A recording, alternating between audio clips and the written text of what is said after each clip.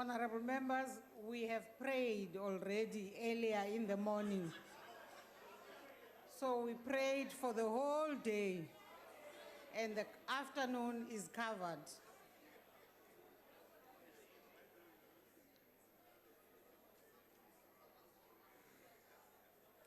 The next item on today's order paper is questions addressed to the President. As honorable members know, you may press the talk button on your desk if you wish to ask a supplementary question.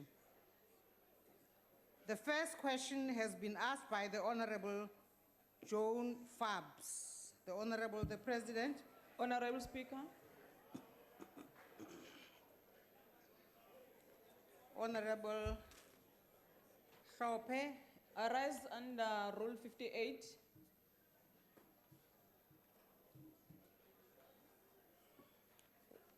Go on, Honorable Member. You rise under Rule 58. Yeah. Thank you, Speaker. Speaker, as EFF, we have been writing to your office requesting that you must not allow Jacob Zuma to speak in this parliament. We have been following all processes and procedures, Speaker. We want to put it today to ask you, Guti, how long are you going to continue with this thing of allowing him? Because there is a constitutional court judgment against President Zuma. Honorable. He have broke his oath of office. Honorable Shope. And Speaker, we said he must be charged. Honorable Shope. And your office must also discipline him. We have right to you, Speaker. We have followed all procedures as members of parliament who are voted in by people on the ground. What must we do, Speaker? Honorable. I know, Speaker, that you are going to call bouncers to kick us out. But please. Speaker, can we appeal on your conscience? Just to take this matter, let us debate this matter here. Honorable Because as the EFF, you are saying President Zuma must not speak in parliament until you do something as the Speaker of Parliament. It can't be a business as usual, Speaker. Honorable Shope, there's no basis for the President not to speak in Parliament, as I have already said that on a different occasion. You actually went as EFF with this matter to court yesterday, and it was thrown out. And it was dismissed. Order. So, honorable members, on a point of order. Today's business on a point of order. Is questions to the President. On a point of order. What's the point of order, Honorable Shibam? Speaker, you have no right, none whatsoever, to mislead this House. There was no issue that is being raised by the DSG that has been taken to court yesterday. Yesterday, we dealt with the issue of the criminals that come here to assault us, that they must not be allowed to come into the House.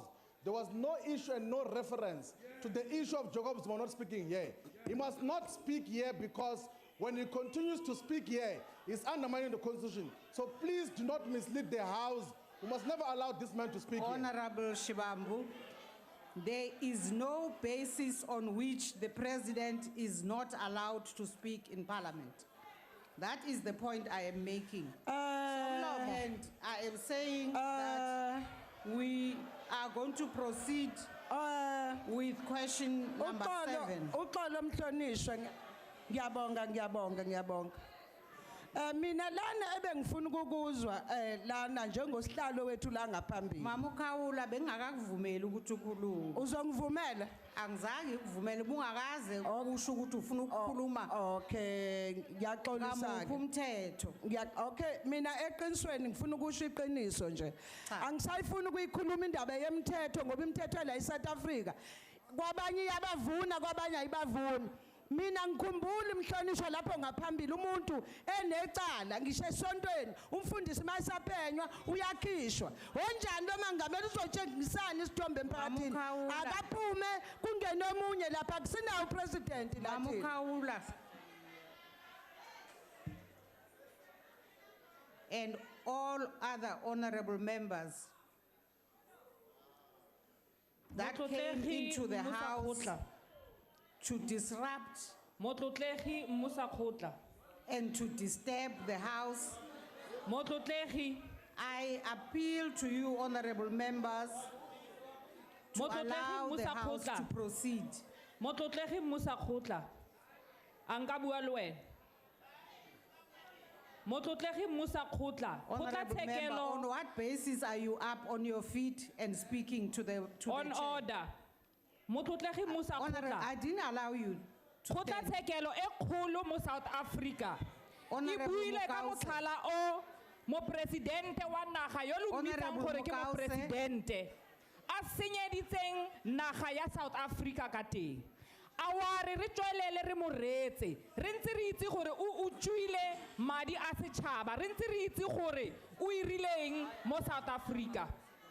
I Re followile recognize the di-process Honorable tsotlhe Chief tse wena o di tlhokang gore di followe jaaka mokgatlho wa EFF di re tswalela ko ntle. I recognize the Honorable the Chief Whip. Thank you, Honorable Speaker.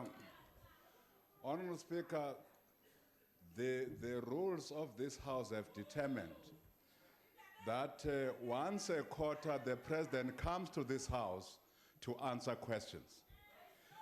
This is the agreement reached by all parties in this House, that today, the 17th, the President will come to answer questions.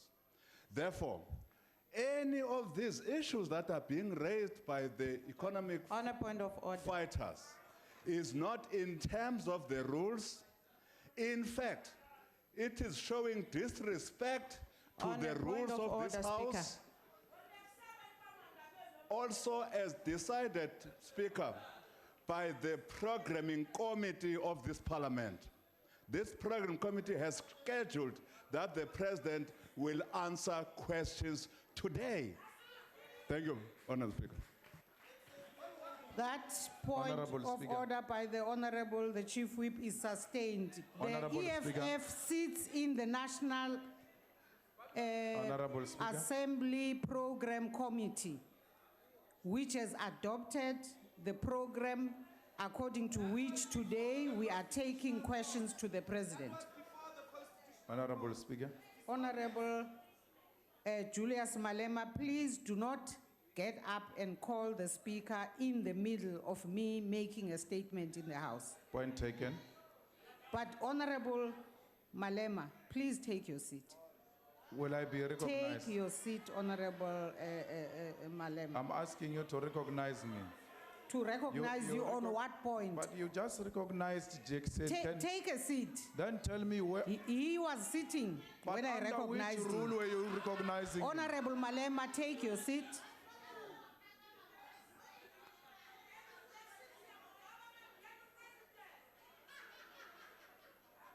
Honorable members,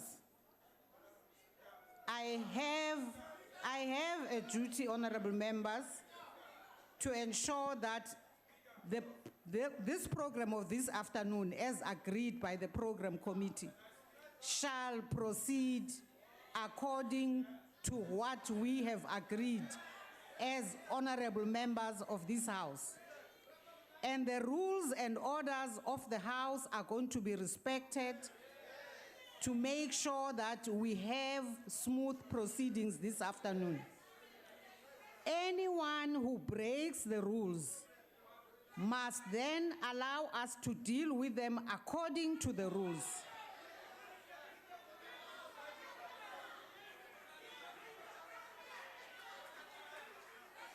Anyone who breaks consistently the rules, anyone who is insistently disruptive and provocative to the chair, we will not allow that situation the whole afternoon because we have business before us. And therefore, honorable members, I appeal to you to cooperate and abandon your campaign of trying to get the president not to speak, because the president is going to answer questions this afternoon here in this House.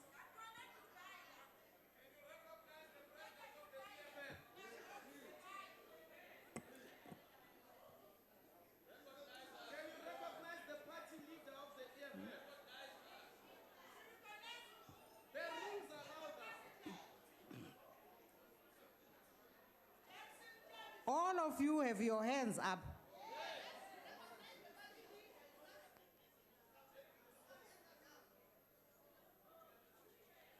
Honorable Malema. Thank you very much, Speaker. We are raising a very simple matter, and we have followed the procedure. Following the Constitutional Court judgment, we wrote a letter to you to ask you to institute a disciplinary action against Mr. Zuma.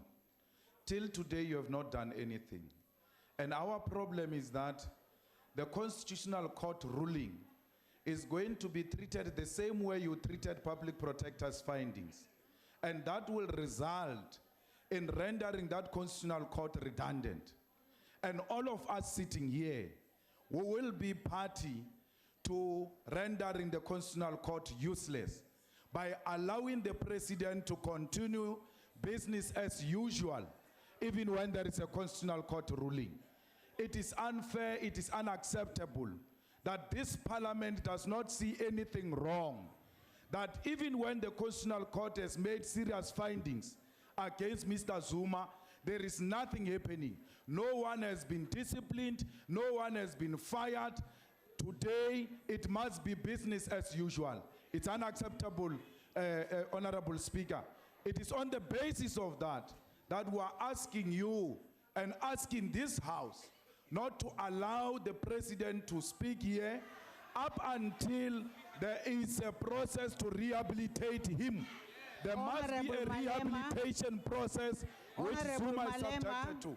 That's what we're asking. I have given you ample time to make your speech, which was absolutely unnecessary, as you know, because the issues you are raising are issues that have been put before properly constituted meetings of this honorable Parliament, and there are structures that you know you have to pursue if you want to pursue anything along what you are raising.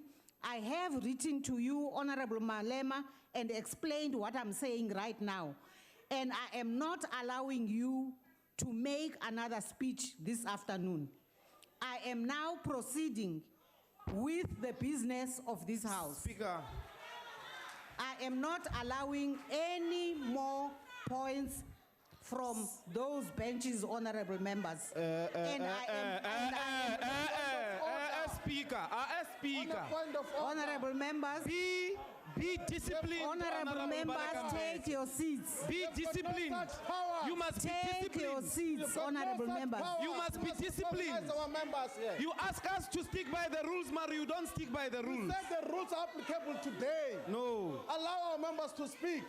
So, honorable members, you are clearly, deliberately contravening the rules. Can we correct the misconceptions that you have been putting? It's not true that we agreed as the EFF in any committee whatsoever that a president that has broken his oath of office must come answer questions here. I now would like the programming committee which agreed about this said long before the rulings of the Constitutional Court happened. You must not mislead the country. Oh, wait. Withdraw from the chamber, Honorable Dozie. No, I have done nothing wrong. The first person who You must have withdraw, done everything wrong the by first getting person up that and must pointing withdraw at the chair. is the one who has broken an oath of office. An oath of office. The person who's living today is What have I Sergeant broken, at Honorable Arms. Baleka? Zuma is the one who must go. Sergeant at Arms, is the assist one must Honorable No one must go Dozie. here. Zuma has not respected his oath of office. We're not leaving this house today. We want to live here as dead people. What language You can do anything you want to do. understand us? No, Mama, it's not going to happen. Don't even waste our time. We're not going anywhere. We are not going Zuma is anywhere. the one who must withdraw. You Exactly. are withdrawing a wrong person. Zuma is the one who must go.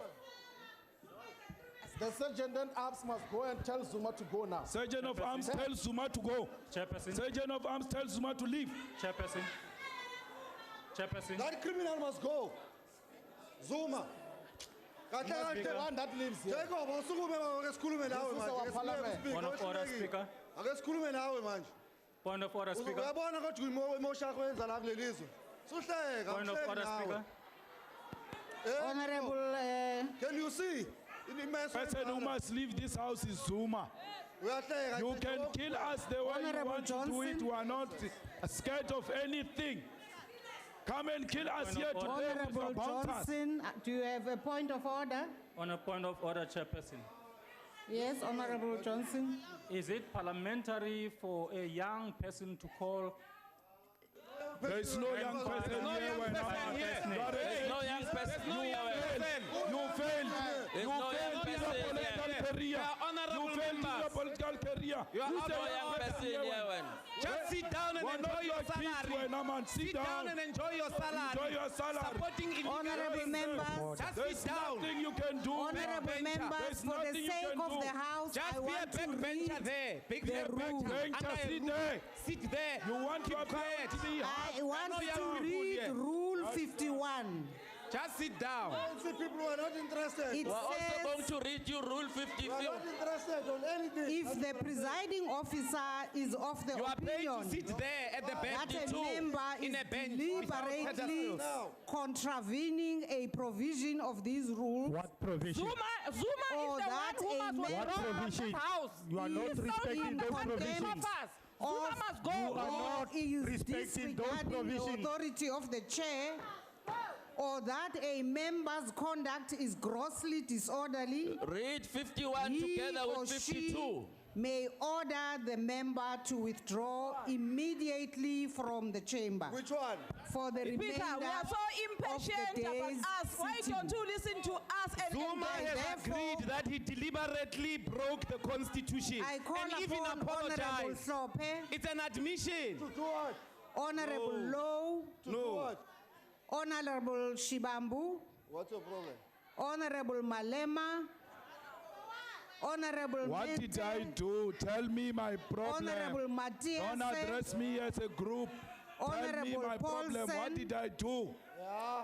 Honorable Kaula, Honorable Mbata,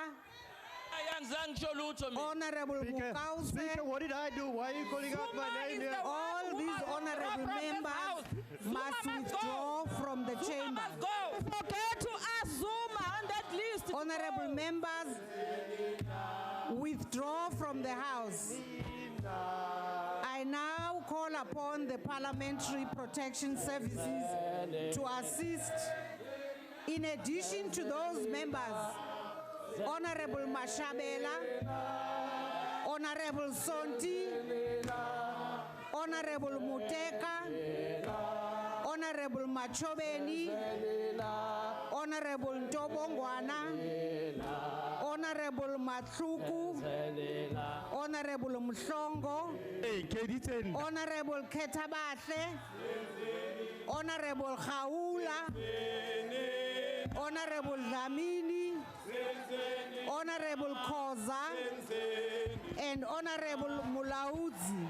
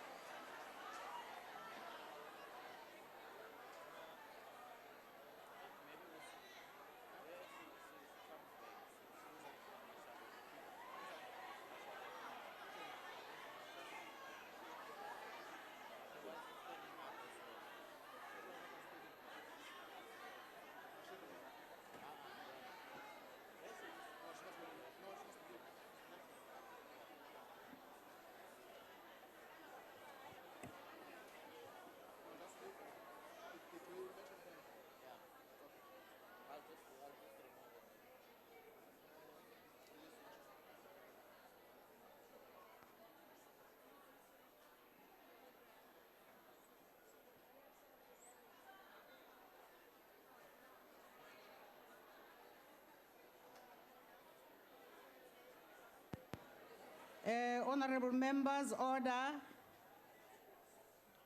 I wish to point out that when I was calling out the list of the honorable members that had to leave the chamber, the name of Honorable Mashabela was included in the list by mistake. It was by mistake. I would like the Honorable Mashabela to feel free to take her seat if she wants to, but should she want to leave the house, she's free. I'm not ready to listen for a thing.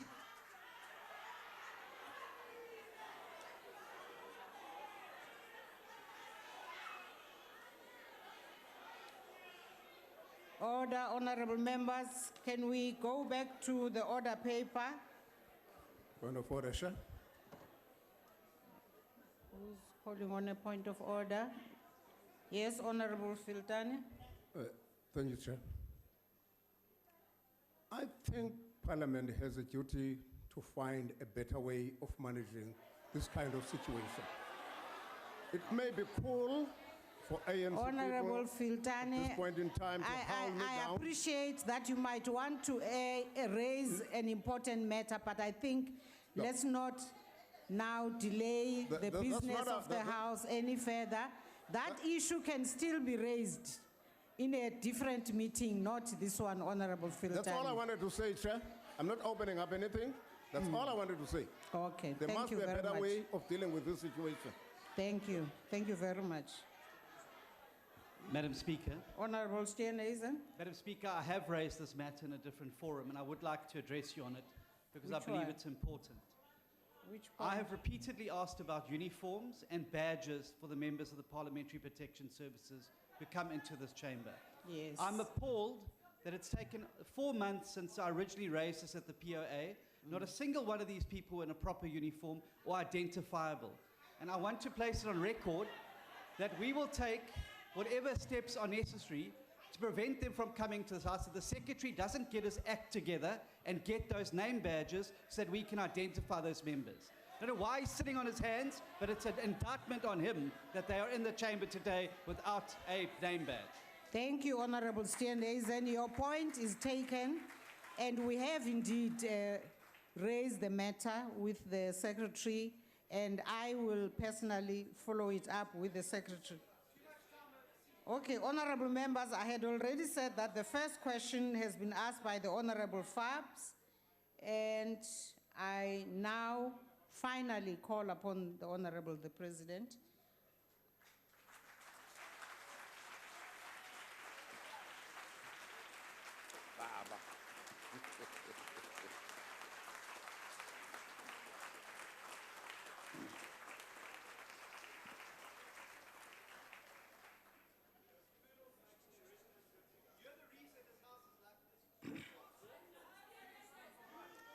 Thank you very much, Honorable Speaker.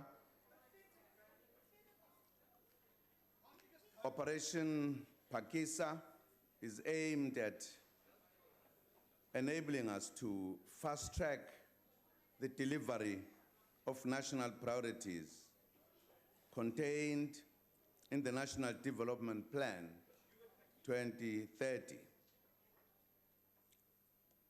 While the foundation of this concept can be traced back to Malaysia, it is being implemented in a unique South African way.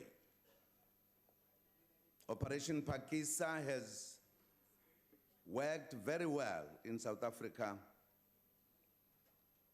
in different sectors, including the ocean economy, healthcare, basic education, and mining. Since its inception in July 2014, the ocean economy component of Operation Pakisa has unlocked 17 billion rand in both public sector and private sector investments. A total of 4,500 new jobs have been created in this segment. A number of key lessons have been learned over the past 2 years. Firstly, Operation Pakisa is unique in that it brings together government, private sector, civil society, academia, and communities to develop solutions together. Secondly, Operation Pakisa strengthens public accountability and transparency through the consistent monitoring of progress made. Challenges are addressed early on. We also constantly report back to the public on commitments made. There are a few aspects of Operation Pakisa that can be improved upon. Operation Pakisa provides great opportunities for partnerships between the public and private sectors, as demonstrated in the ocean economy sector. However, greater effort is still required to unlock further investments in our economy by the private sector. Government is making progress in creating a conducive environment for investment. This includes working to remove impediments such as the energy constraints, easing the regulatory environment, and promoting labor stability. I thank you, Madam Speaker. The Honorable Fabs.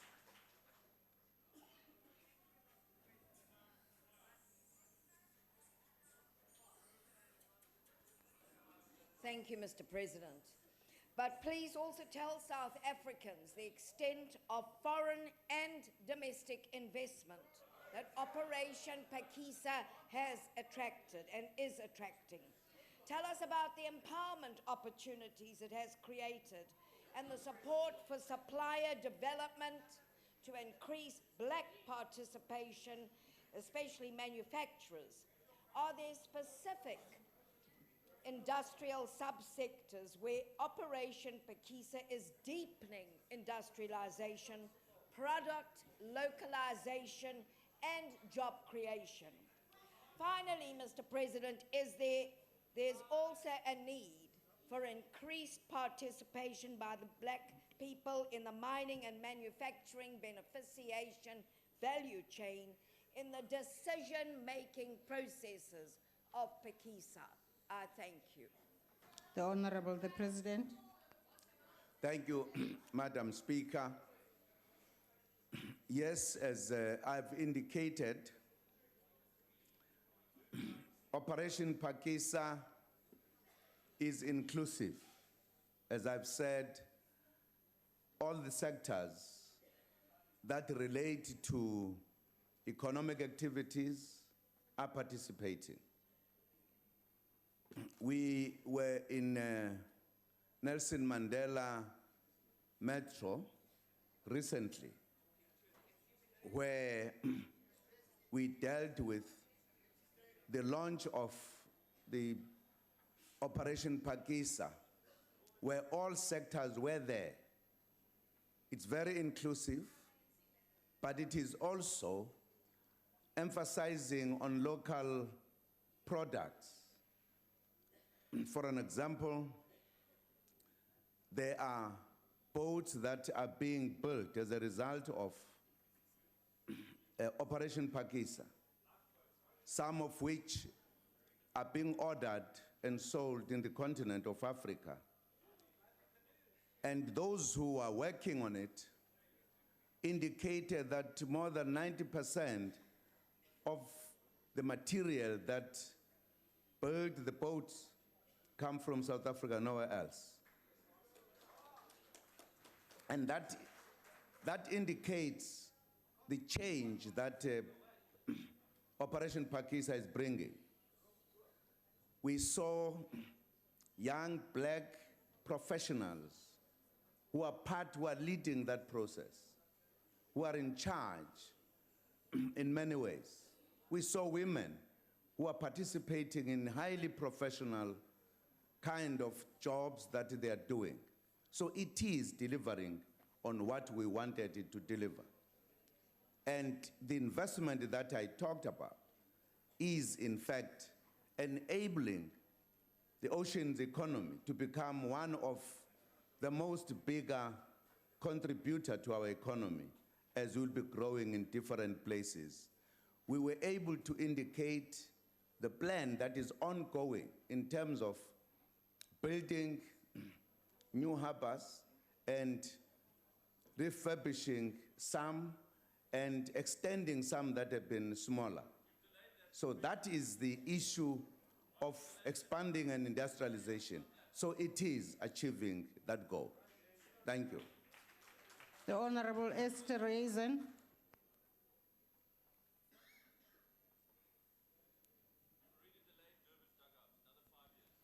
Thank you, Speaker. Honorable President, we know the health, Operation Pakisa has two aspects, marine and health, and we know the health-related aspects of Operation Pakisa and the intention to make healthcare accessible to millions of South Africans in rural areas by building a further 216 clinics, and we applaud this initiative. However, we must take cognizance of the reality that many of our rural communities rely solely on medicine dispensed by traditional healers, while some combine traditional medicine with Western medicine, which may unintentionally do more harm than good. It is therefore essential that Operation Pakisa involve traditional healers to promote the use of this newly established clinics while optimizing the quality of healthcare. Honorable President, my question, how can and to what extent has this been taken into account in a way that traditional leaders will be involved and not be offended by this initiative? Thank you. May I ask for your indulgence, Honorable President, for us to allow some medical personnel to come into the House just to assist quickly before the Honorable President proceeds with the next answer. If Honorable President can take a seat.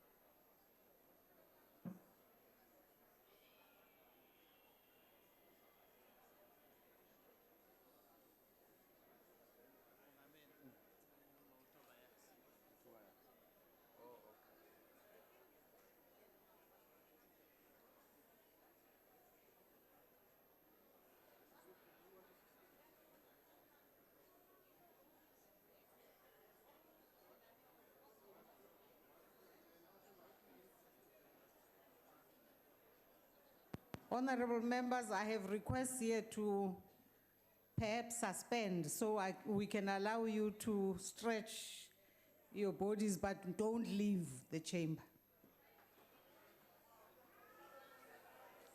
Ningahambi. Sukumanje nizelule. Hlalani hlengo.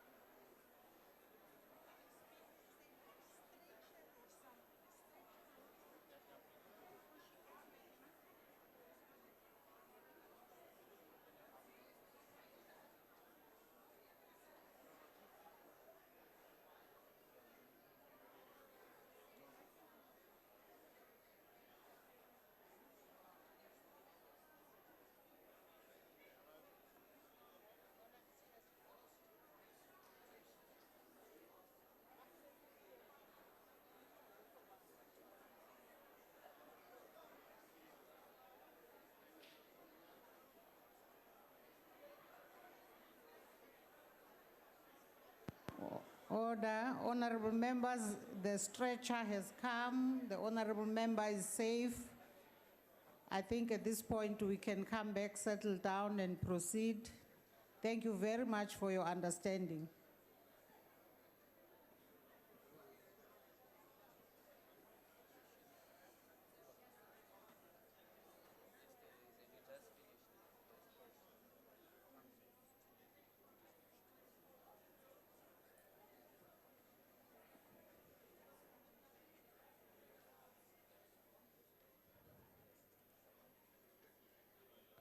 Honorable Yesterreisen, if you don't mind just repeating your follow-up question, just to refresh our memories. Thank you. Madam Speaker, Honorable President. Honorable President, Operation Pekiza covers marine and health. My question, we know the health-related aspects of Operation Pekiza and the intention to make healthcare accessible to millions of South Africans, especially in the rural communities, by building a further 216 clinics, and we applaud this initiative. However, we must take cognizance of the reality that many of our rural communities rely solely on traditional medicine dispensed by traditional healers, while some combine traditional medicine and Western medicine, which may unintentionally do more harm than good.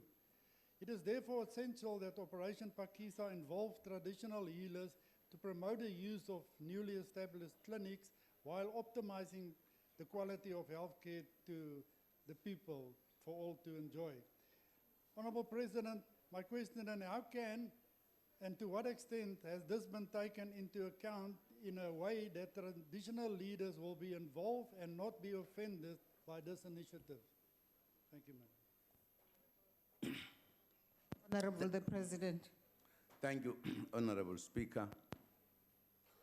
Well, it is true that the traditional medicine has been there all the time.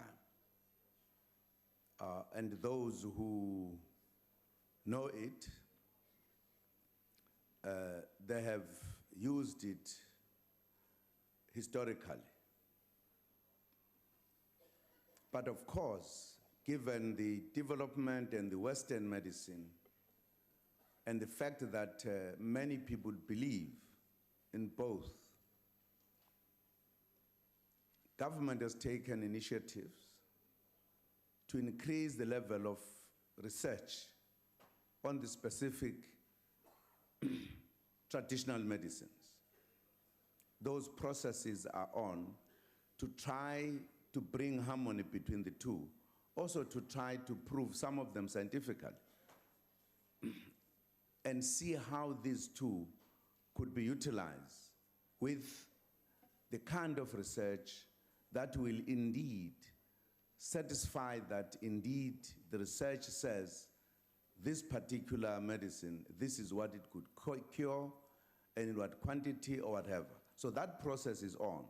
I believe that the Pakisa method will also help to propel that process to be given more effort so that it is completed not after a long time. There has been also interaction between the researchers and the departments of government with the traditional leaders. I think there is now generally an agreement that there is a need to work together between the two with an aim to improve the level of the traditional medicine or give more clarity on how these work.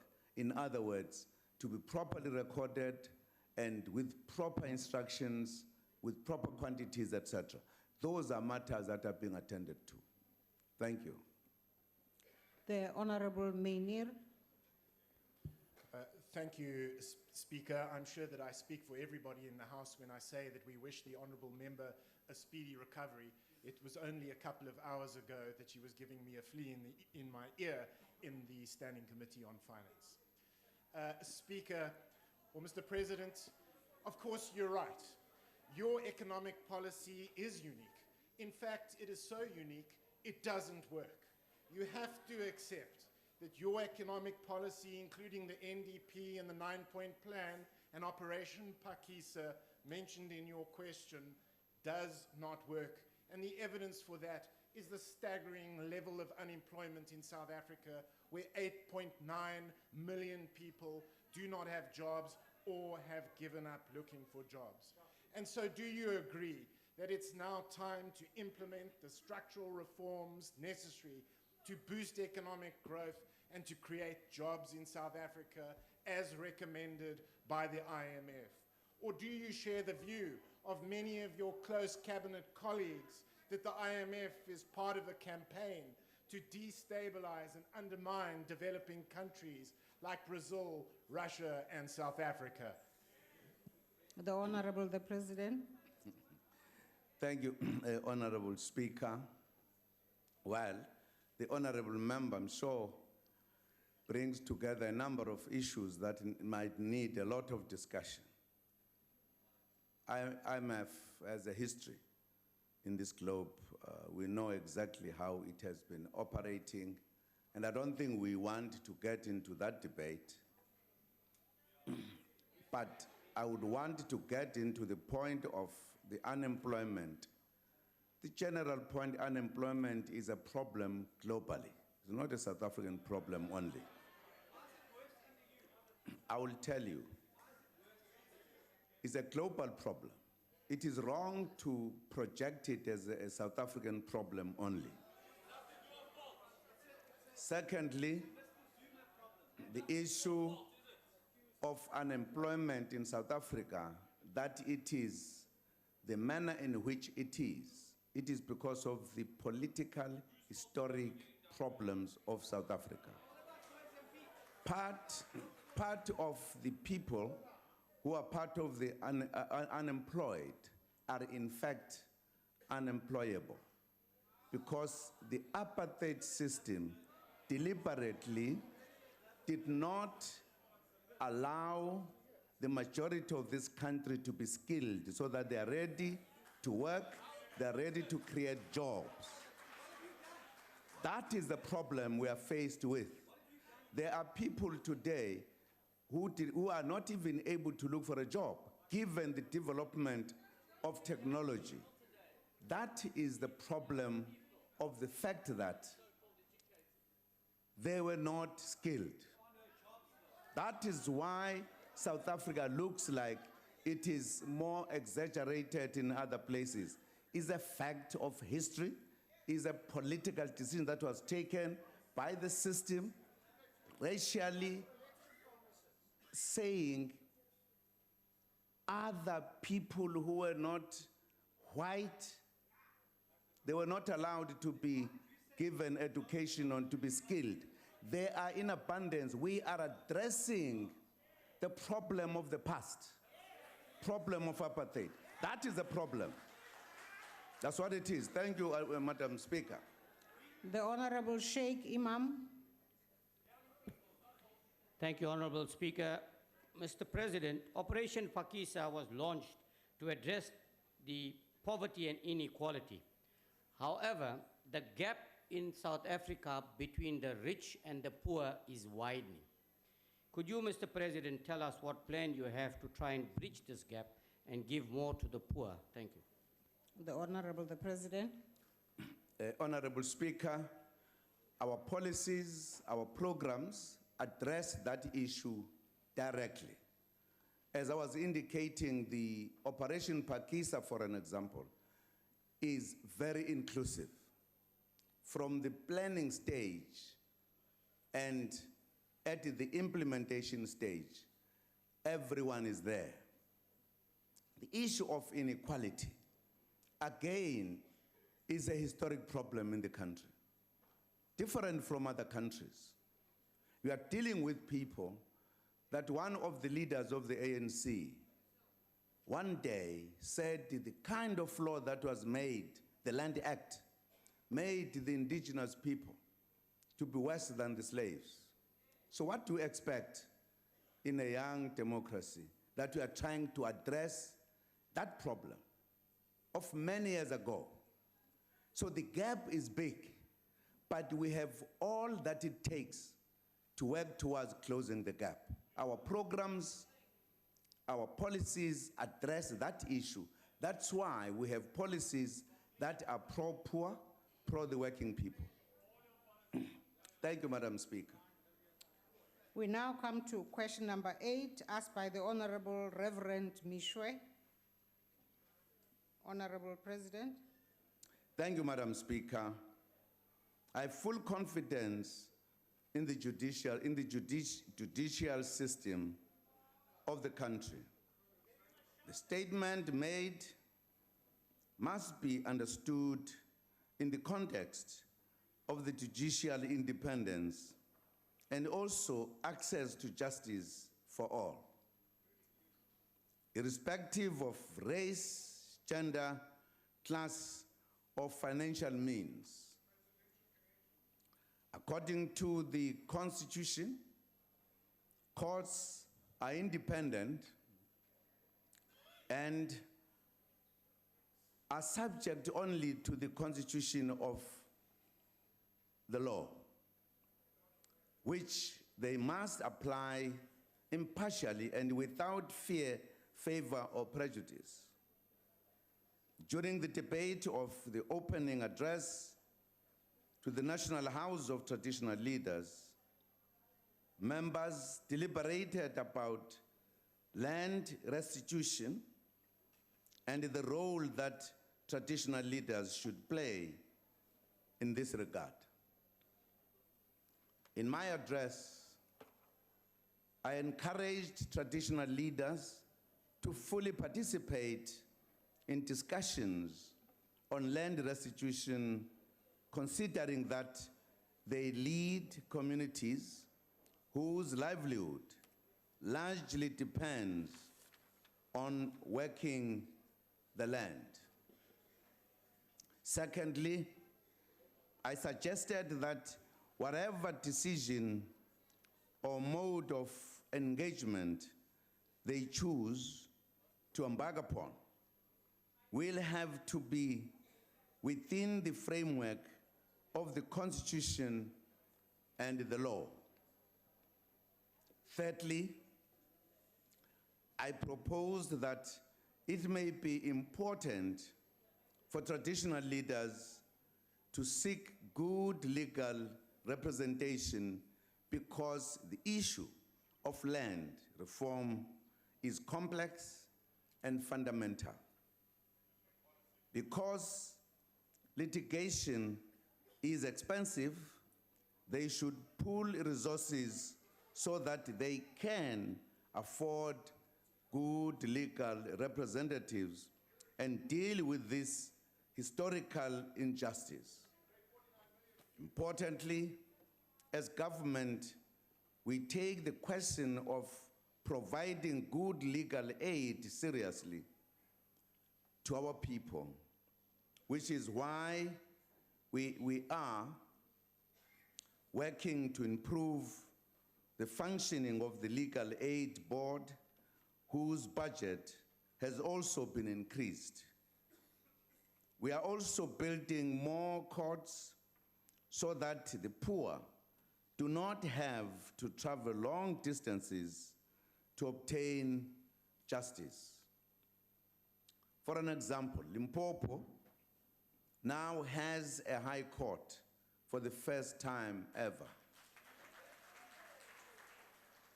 We are doing this because of our belief that all must have equal access to justice.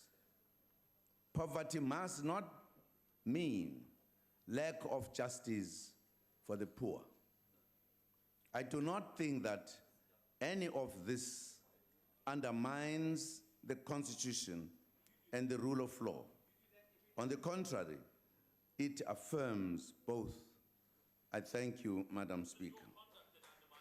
The Honorable Reverend Mishwe. Thank you, Honorable President, for your reply. Speaker, Section 165.4 of the Constitution of South Africa says, and I quote, "Organs of state through legislative and other measures must assist and protect courts to ensure the independence, impartiality, dignity, accessibility, and effectiveness of the courts," close quote. What the President said regarding the judiciary during the sitting of the National House of Traditional Leaders seems to undermine Section 165.4 of the Constitution. According to a news broadcast of the proceedings, which I have on video, the President states, and I quote, "The law looks at one side only. They do not look at any other thing," close quote.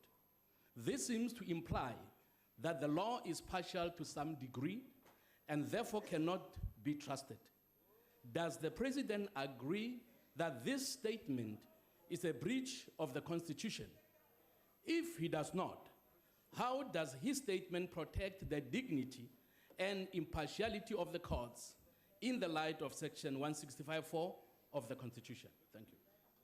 The Honorable the President. Thank you, Honorable Speaker. I'm not sure how the Honorable Member understood the statement that I made when I was advising the traditional leaders on a very important matter and taking the experience, particularly of the poor people over which they take charge. For an example, if people were to claiming of the land, I'm sure it is common knowledge that if you don't have legal representative, it is difficult for you to win any kind of litigation. You need litigation, you need lawyers in the litigation to help you fight your case. You can't say because the Constitution makes it very clear. You can just go to court and say, I have no lawyer, I'm here, and hope that you can win a case. You know no technicalities, you know no law, you are not studying any law. That's why you need representation. And those who have money, they will get the better quality of legal defense. It's a reality. It's a reality. The point I was making to them was that given the fact that there's been reopening of the land claim, rather than them going individually, they must put their resources together and have one good firm that is going to help them to argue these cases better. That was the advice I was giving. That does not undermine the Constitution. The point I was making on the thing, I was just making an example, that legal people will tell you, legal people look at cold facts and deal with the case. And my view, and I've said this before, that yes, it is legal, but it is dealing with the warm bodies. Now, how do you deal with that?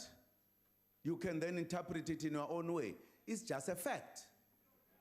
That's why there is an expression that ignorance of the law has no excuse. Whether you know the law or not, the law is going to take its course. I was advising the traditional leaders this time around that they must not lose cases because they don't have good lawyers in the litigation. That's the point I was making. The Honorable Msimang. Honorable Speaker. No, Honorable Mishwe, your time has passed. I gave you an opportunity for a supplementary question. It's now the turn of Honorable Msimang. Thank you, Honorable Speaker.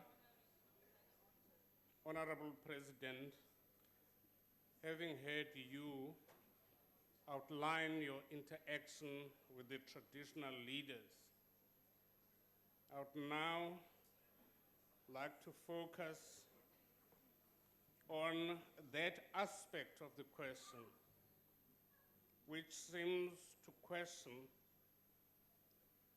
your trust in the independence of the judiciary. And I would like you to advise this House as to the steps you have taken within your own party to ensure the independence of the judiciary, and more particularly, that judicial decisions once handed down are not open to derision and second guessing on public platforms by members of your party. Thank you. The Honorable the President. Thank you, Honorable Speaker.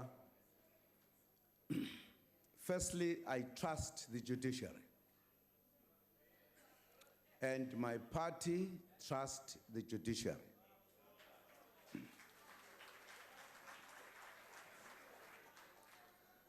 What I don't fully understand what the honorable member is saying about me doing something to my party because of the comments that people make after judgment. I don't appreciate that. I don't understand it properly. Because every judgment that is made, there are comments, not just comments in generalities. There are even experts who comment about judgments that are made by the judiciary. Do those people not respect and trust the judiciary? Others even disagree with certain aspects of the judgments. So I don't understand how the question comes. Does it mean ANC people must not comment about anything in the judiciary because they're ANC? I don't think so. Any judgment that has been made, people comment, newspapers write, experts come to TV and radios and analyze, and that's what it is. So I don't know, that's why I say I don't understand the question, really. My party trust the judiciary. That is a direct answer to your question. The Honorable Bongo. Thank you, Speaker. Thank you very much, Honorable President. Honorable President, can you kindly share with the South African public on how those who have resources in abundance tend to use the judicial system of our country to suppress those who do not have the resources in abundance, particularly in traditional communities? Thank you, President. The Honorable the President. Well, thank you, Honorable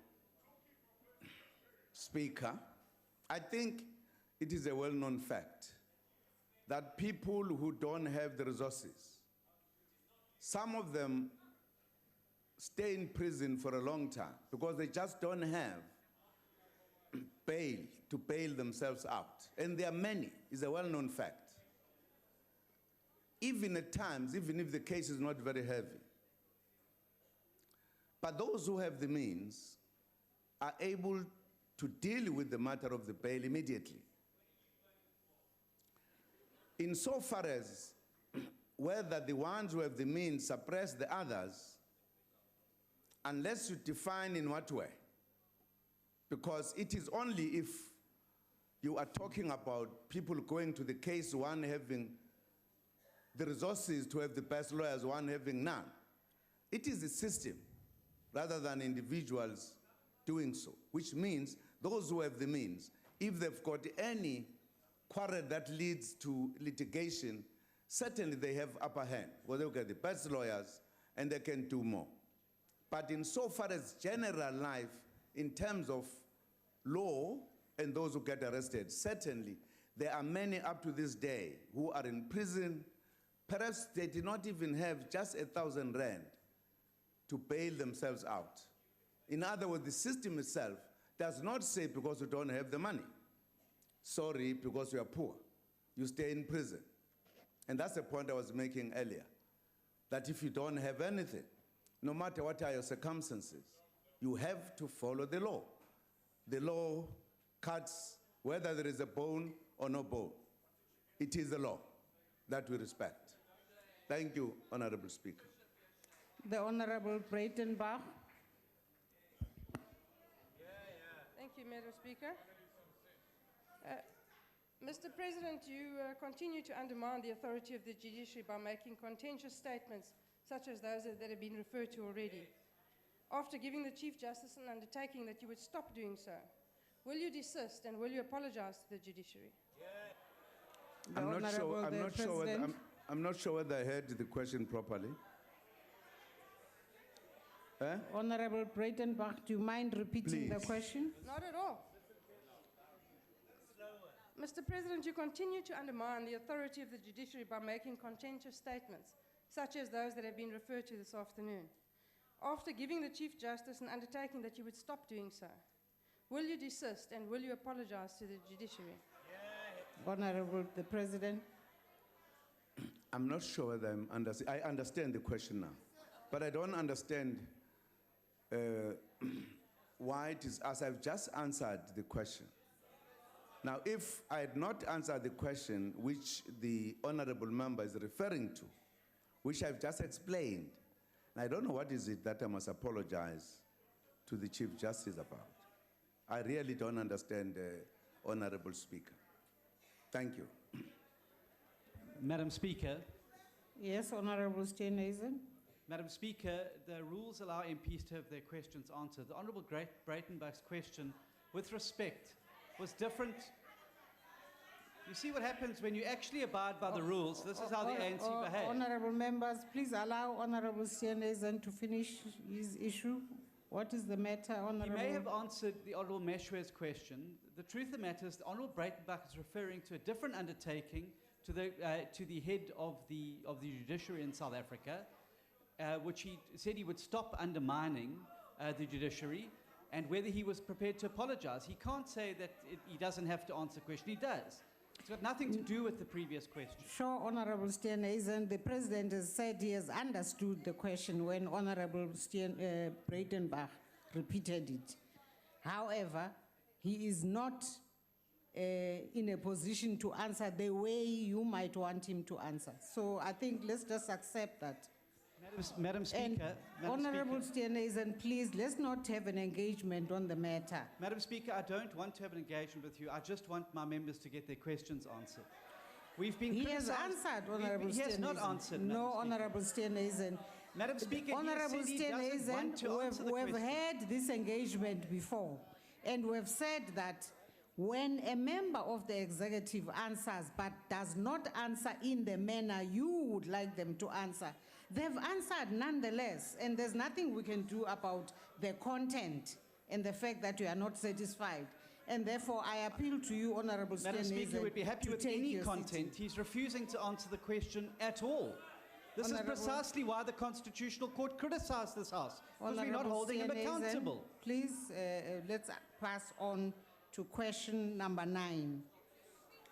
Question number 9 was asked by the Honorable Mahlalela, and I call upon the Honorable the President.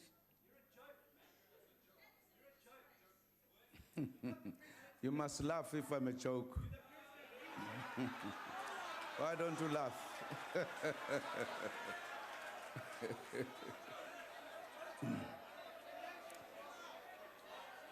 Honorable Speaker, on the 2nd of March 2016, the United Nations Secretary General announced the appointment of a commission on health, employment, and economic growth, co-chaired by myself and President Francois Hollande of France.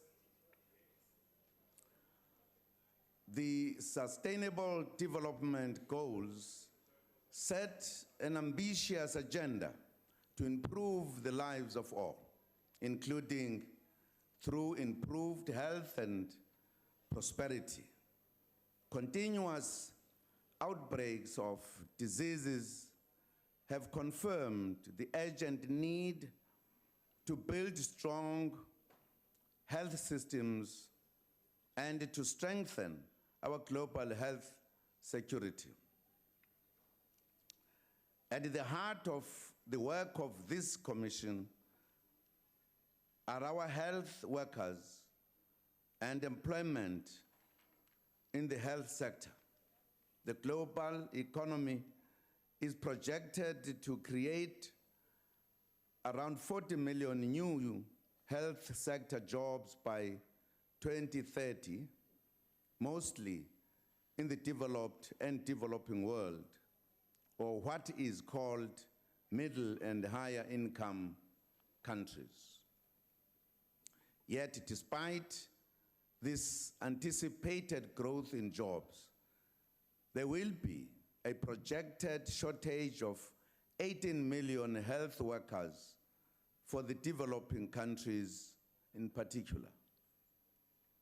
While the rising global demand and the need for health workers over the next 15 years presents significant challenges, we also believe it offers us in the developing countries or economies the opportunity to generate employment. The Commission is therefore charged with proposing actions to guide the creation of health and social sector jobs as a means to advance inclusive economic growth in the respective countries.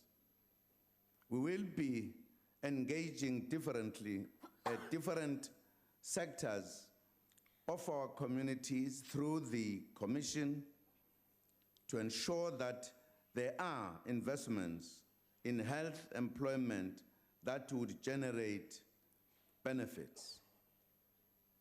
The Commission will also come up with new and creative ways of financing and supporting the growth of health and social sector employment as part of our investment into the future. It will analyze the risks that are caused by the global and regional imbalances, as well as the unequal distribution of health workers in various countries.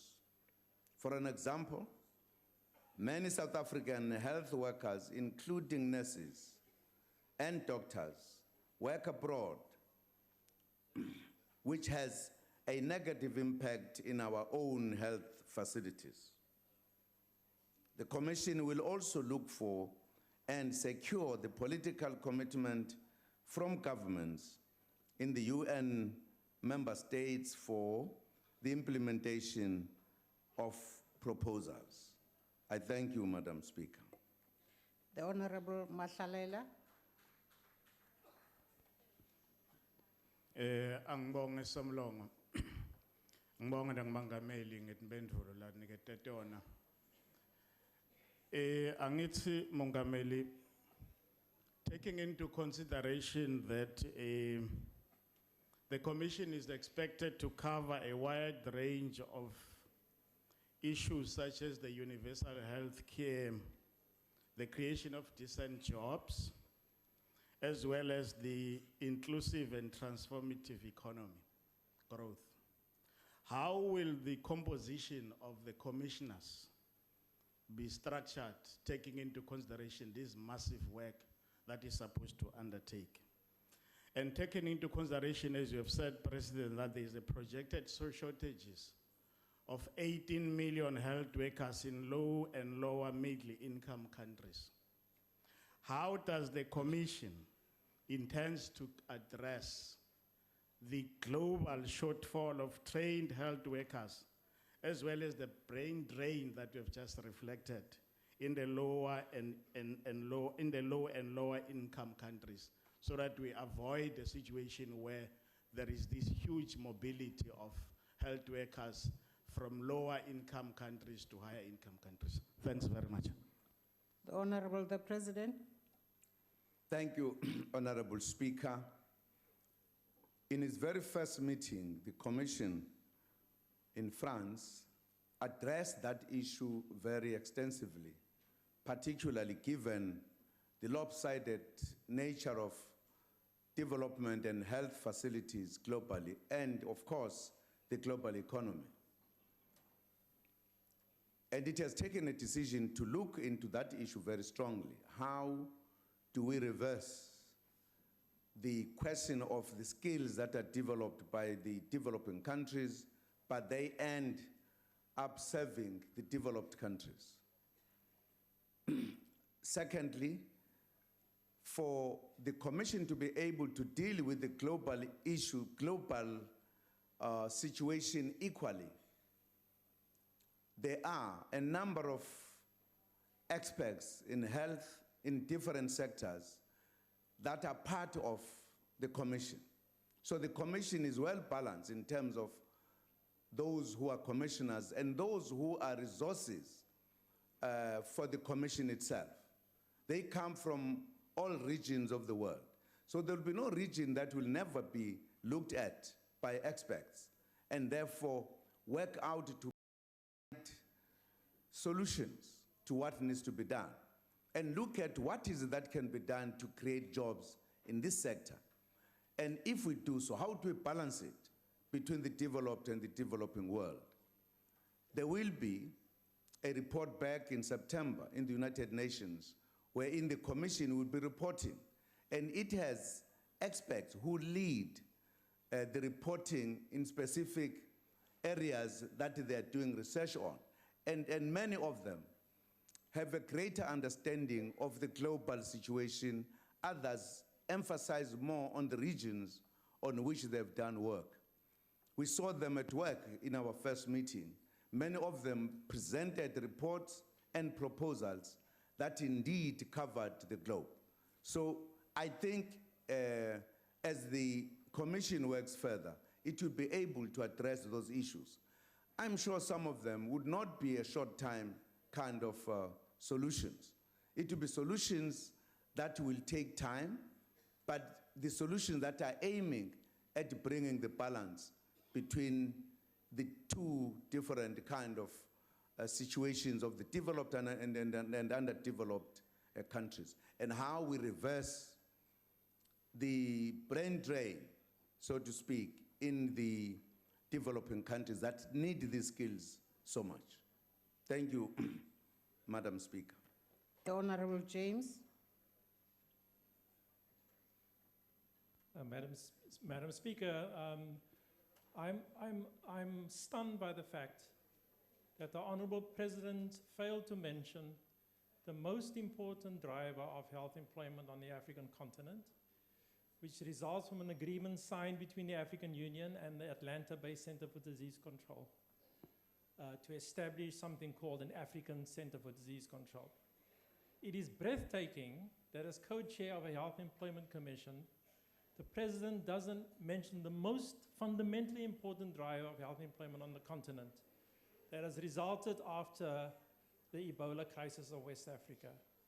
Would the President then explain to this House why it is that the co-chair of this commission fails to acknowledge the most fundamentally important thing that has happened in Africa when it comes to health employment generation? Firstly. Secondly, would he mention to this House which African countries have agreed to be hosts to the regional centers for disease control?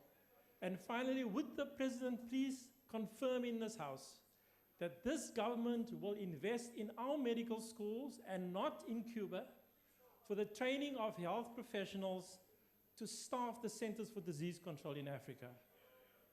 Would the President please do that? I thank you. Of course, Honorable James, as you are aware, we expect you to ask one follow-up question. However, the President has a choice. No, thank you, Madam Speaker. I think we are very much aware of the discussions that have been taking place in Africa to set that center. They actually started before the Ebola. They were not caused by Ebola. And countries have taken serious decisions. It is absolutely true.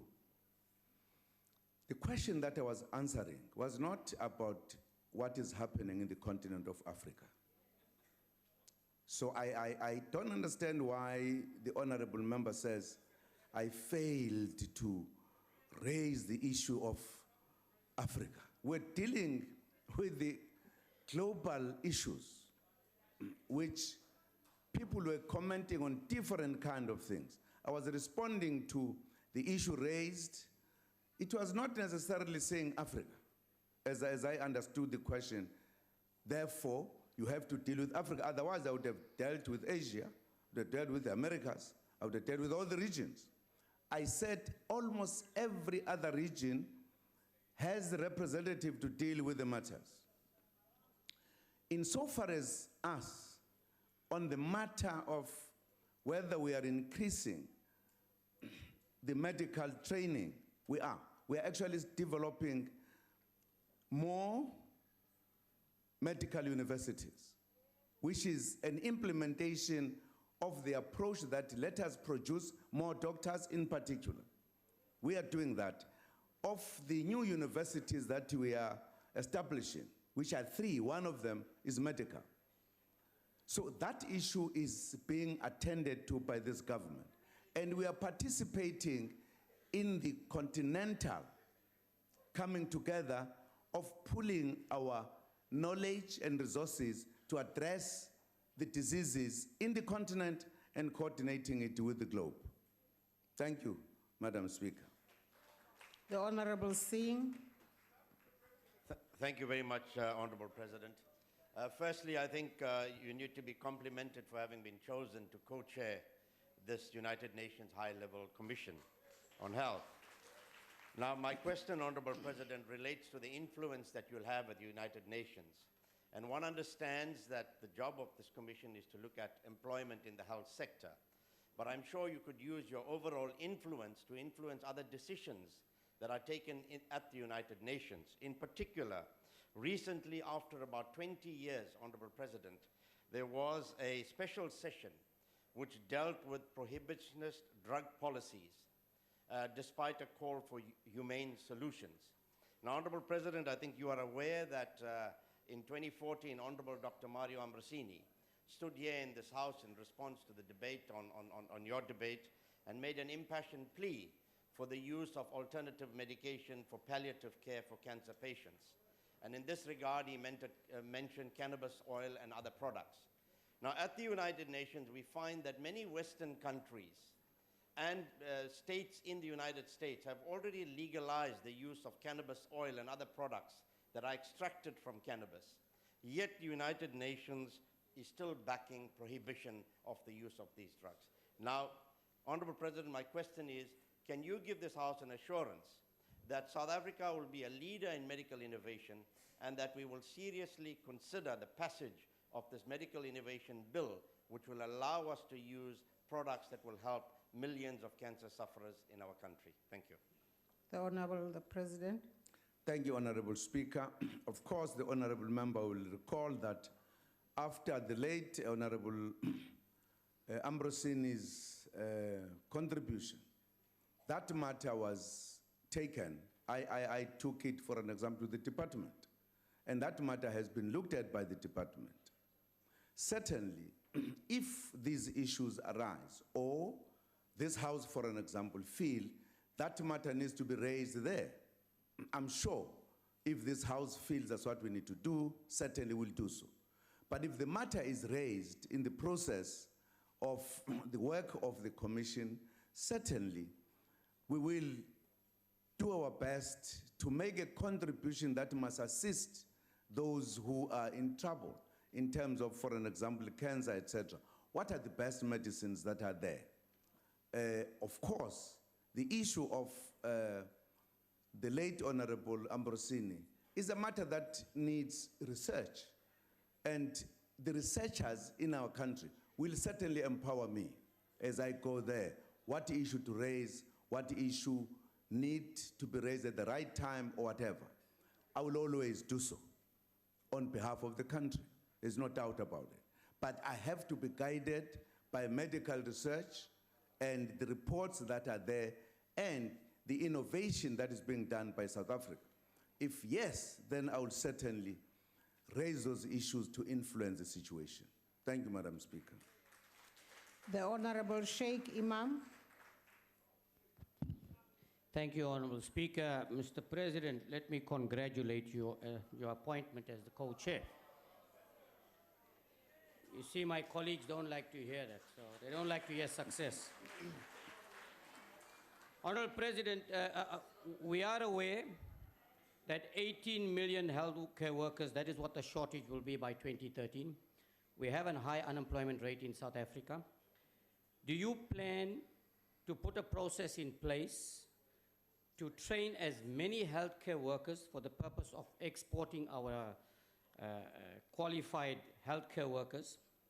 And would you put a plan in place to ensure that from a school curriculum point of view, from about grade 10, we introduced healthcare so that we will be able to identify and attract those with a passion for healthcare and also ensure that we do not have a crisis by the year 2030.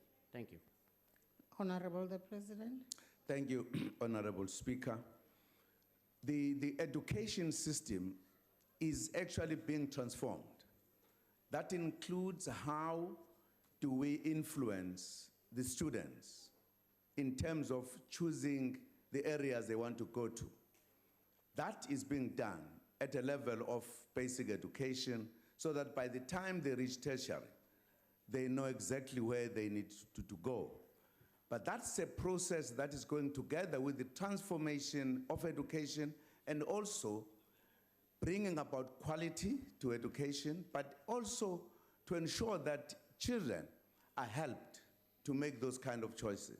So the plans are there, are in place, are being implemented, and I can't give the time frames that by this time we'll be able to do the final thing that we say we should be doing. But the plans are there.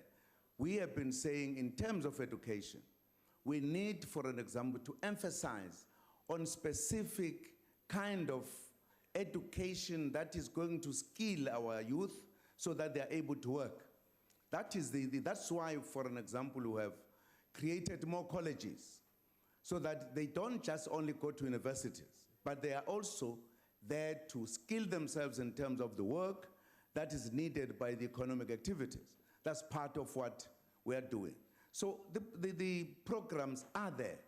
We are intensifying them as we go. Thank you, Madam Speaker. We now come to question number 10, asked by the Leader of the Opposition, the Honorable the President. Thank you, Madam Speaker. South Africa is a constitutional democracy. The Constitution places certain responsibilities on the President and the executive collectively. The steps required to be taken by the executive are clearly spelled out in the Constitution and applicable legislation. Members of the executive do comply with their legal obligations as set out in the Constitution. They appear in Parliament to discharge their obligations as and when required, such as through attending parliamentary sittings, answering parliamentary questions, participate in debates, attending meetings of portfolio committees, and various other activities. Thank you, Honorable Speaker. The Honorable, the Leader of the Opposition. Thank you, Speaker. On the 15th of November 2012, you said, and I'd like to quote, "My residence in Nkandla has been paid for by the Zuma family. All the buildings and every room we use in that residence were built by ourselves as a family and not by government. I have never asked government to build a home for me, and it has not done so. The government has not built a home for me. I engaged the banks, and I'm still paying a bond for the first phase of my home." Iqiniso ukuthi, it's become very clear that you did not pay for the upgrades in your home. And in fact, the Constitutional Court and the Public Protector have both said that your family has unduly benefited from the upgrades in your private house using South Africa's taxpayers' money. My question, Mr. Zuma, is that both statements cannot hold true. So it's either the Constitutional Court and the Public Protector are lying to the people of South Africa, or you are in fact lying to the people of South Africa.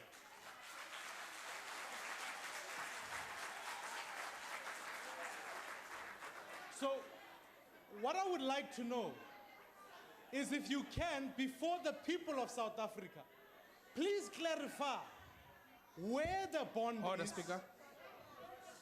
Point of order, Speaker. Yes, Honorable Member, what's the point of order? No, the order, Speaker, is that the gallery continue to participate, and I guess Honorable Maimani continue to mislead the House. And these people will continue to participate, whereas they are not supposed to participate. Thank you for the point of order. I will deal with the issue of the gallery. I'd like to allow the Leader of the Opposition to complete his question. Point of order, Madam Speaker. Honorable Steenhuisen, Madam can I allow Honorable Maimane to finish his question? So I'd that like I can focus on one take thing. the point of order, if I may. No, Honorable Steenhuisen, can I finish with the Honorable Maimane first? Please finish, Honorable Maimane. The question is, either you are lying to the people of South Africa, or the Constitutional Court and the Public Protector are. I personally don't believe that the Concord and the Public Protector are lying to the people of South Africa. Therefore, what I'd like to know is if you could please provide proof of the bond, and whether or not you can clarify to the people of South Africa which is true. Did you in fact pay with a bond for the upgrades of your house? Because I think that's a lie. Could you please clarify that statement, please?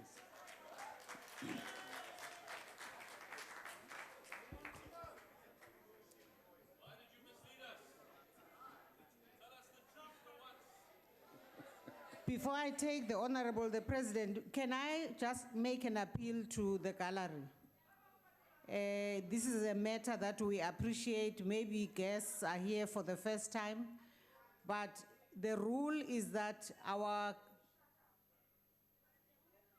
valued guests must just sit and watch the proceedings without participating. You participate if you clap. You participate if you respond or somehow engage in the proceedings on the floor. So we request our guests to please not be part of what's going on on the floor. And I hope that this will be taken in the spirit in which it is being raised. The Honorable, the President. Thank you, Madam Speaker. Firstly, I must say to the honorable member, I did not lie. And your question is deliberately phrased in a manner that clouds the real situation. When I answered the question here in this parliament, I said,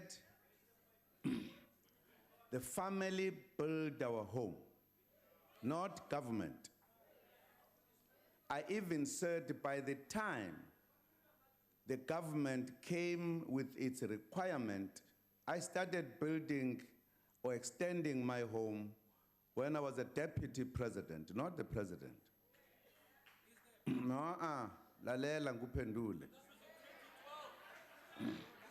Just listen. You asked your question, I'm answering you. You can't be asking again. Listen, so that you not repeat it next time. By the time I became the president, the buildings were up. The first one was at the window level, at the roof level. Second one at the window level. The third one, the foundation was beginning to rise. There had been no government before because government came as soon as I became the president with a plan based on the old homestead before it was extended. They came with a plan. I said, your plan is not going to fit here because your plan is not in keeping with the size that I'm now extending. They went back to work on it. That's when they came back. The building, landscaping, everything was on. And we are not going to hear and ask the question again, as your leader did not understand it properly even then. Just keep quiet and listen. We built the house. And the Concord has not said, I lied when I said the family built the house. The public protector has not said so. Public protector says what government provided as security features in my homestead. Security features in my homestead. Security features is not building my house. No, lalela. Order, honorable members. I want to explain this so that we are clear. And there are items that were counted by the public protector who did not say they were part of the house that was being built. In other words, government came to build this. These items, they represent the crawl, foul run, swimming pool, yebo, fire pool, yes, fire pool, and order. The waiting room and the amphitheater. Agreed? 5. They're not talking about houses that people live in their bedrooms or sitting rooms. It's not talking about that. That's not the issue that either the protector or the Concord was talking about. There are 5 issues that the public protector says was built by government, not the homestead. The family indirectly and myself benefited, and there must be reasonable payment for it. You are not correct, therefore, Honorable Member, to say your homestead was built by the government. No, it's not true. 3 items that are in the order of the Concord. There are specific items that we are dealing with. So I want to correct you. It could not be correct that I was lying when I say my homestead was built by my family. It was. The first phase of it, I have a bond that I'm paying. The second one, the family paid. Not the 5 issues that were built by government. That must be very clear, so that if you ask the question properly. I therefore never lied to say I built my homestead with my family. I've never said I built the 5 items that the Concord talks about. That was built by government.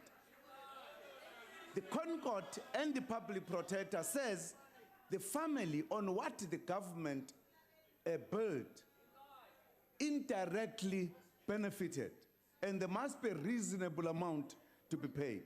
That's a true story. So I'm telling you, I'm telling the people of South Africa, I never lied.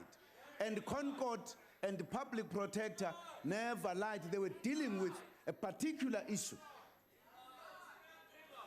Thank you, Madam Speaker. Thank you, Honorable President. The Honorable Msimang.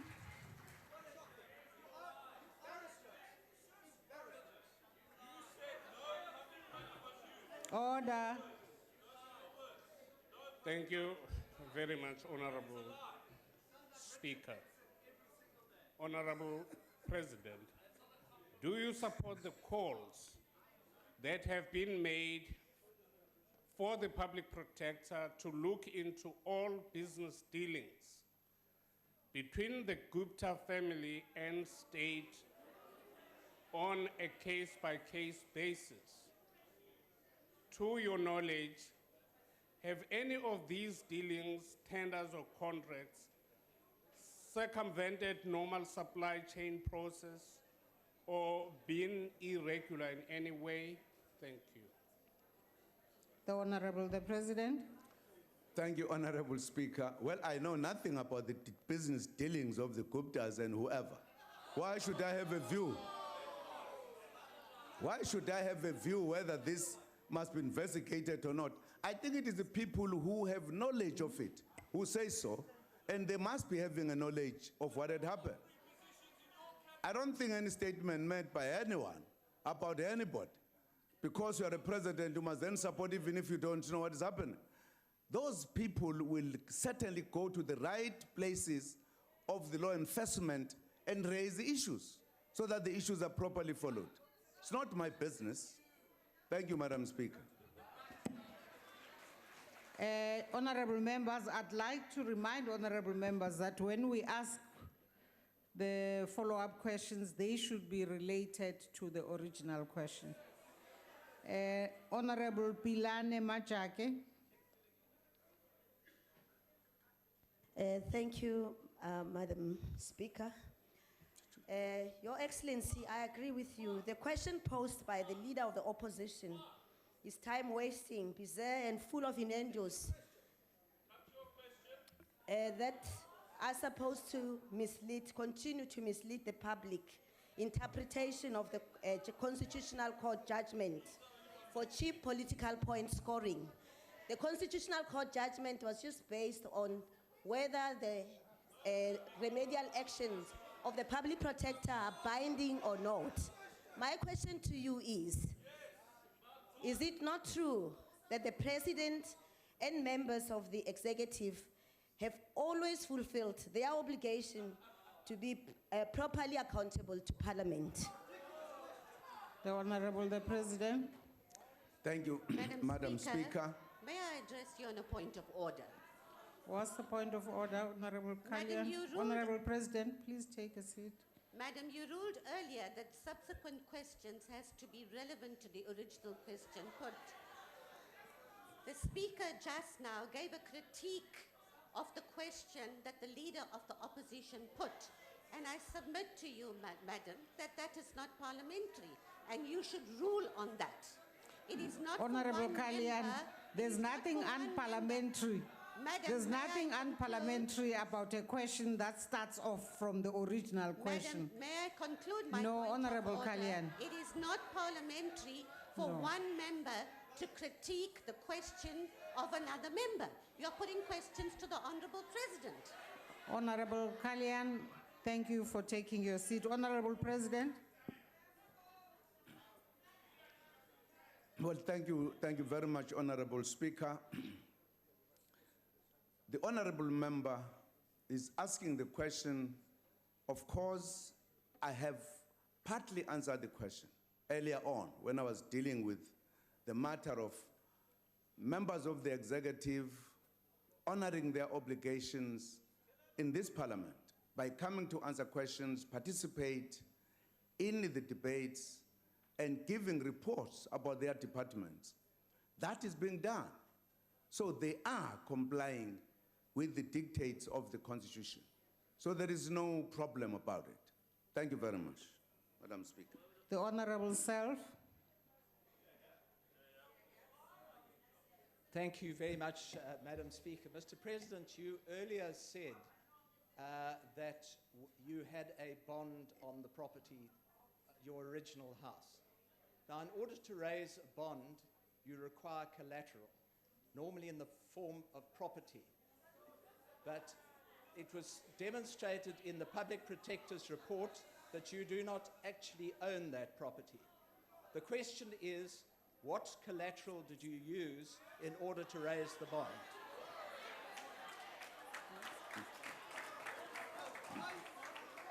The Honorable the President. Is called in our area PTO, permission to occupy, on the bond, on both. And when I was extending, same one. Thank you, Madam Speaker. Honorable members, we now come to question number 11, asked by the Honorable Ngobo. The Honorable the President. Thank you, Madam Speaker. There is a lot that government is doing to promote a united, non-racial, non-sexist, democratic and prosperous South Africa as envisaged in the National Development Plan. The programs of government of extending basic services and a better life are aimed at promoting a more equal and fully reconciled society. We are emphasizing programs aimed at achieving economic transformation as part of promoting social cohesion and unity, working to change the quality of life of all, especially the poor and the working class, will go a long way towards achieving social cohesion. At a social level, government has several programs in place of promoting unity and togetherness of our people. We promote our diversity, which is our strength as a nation. We are promoting the national symbols, such as the national flag, which serves to unite and promote a common nationhood. The departments of basic education and arts and culture promote the flag and the Constitution in schools so that children can learn what it means to be a South African at an early stage. Government will not succeed working alone. NADLAC remains an important body which facilitates consensus and cooperation between government, labor, business, and the community in dealing with South Africa's socio-economic challenges. This forum should also be used more to promote national unity since it brings all sectors together. We also encourage our people to reach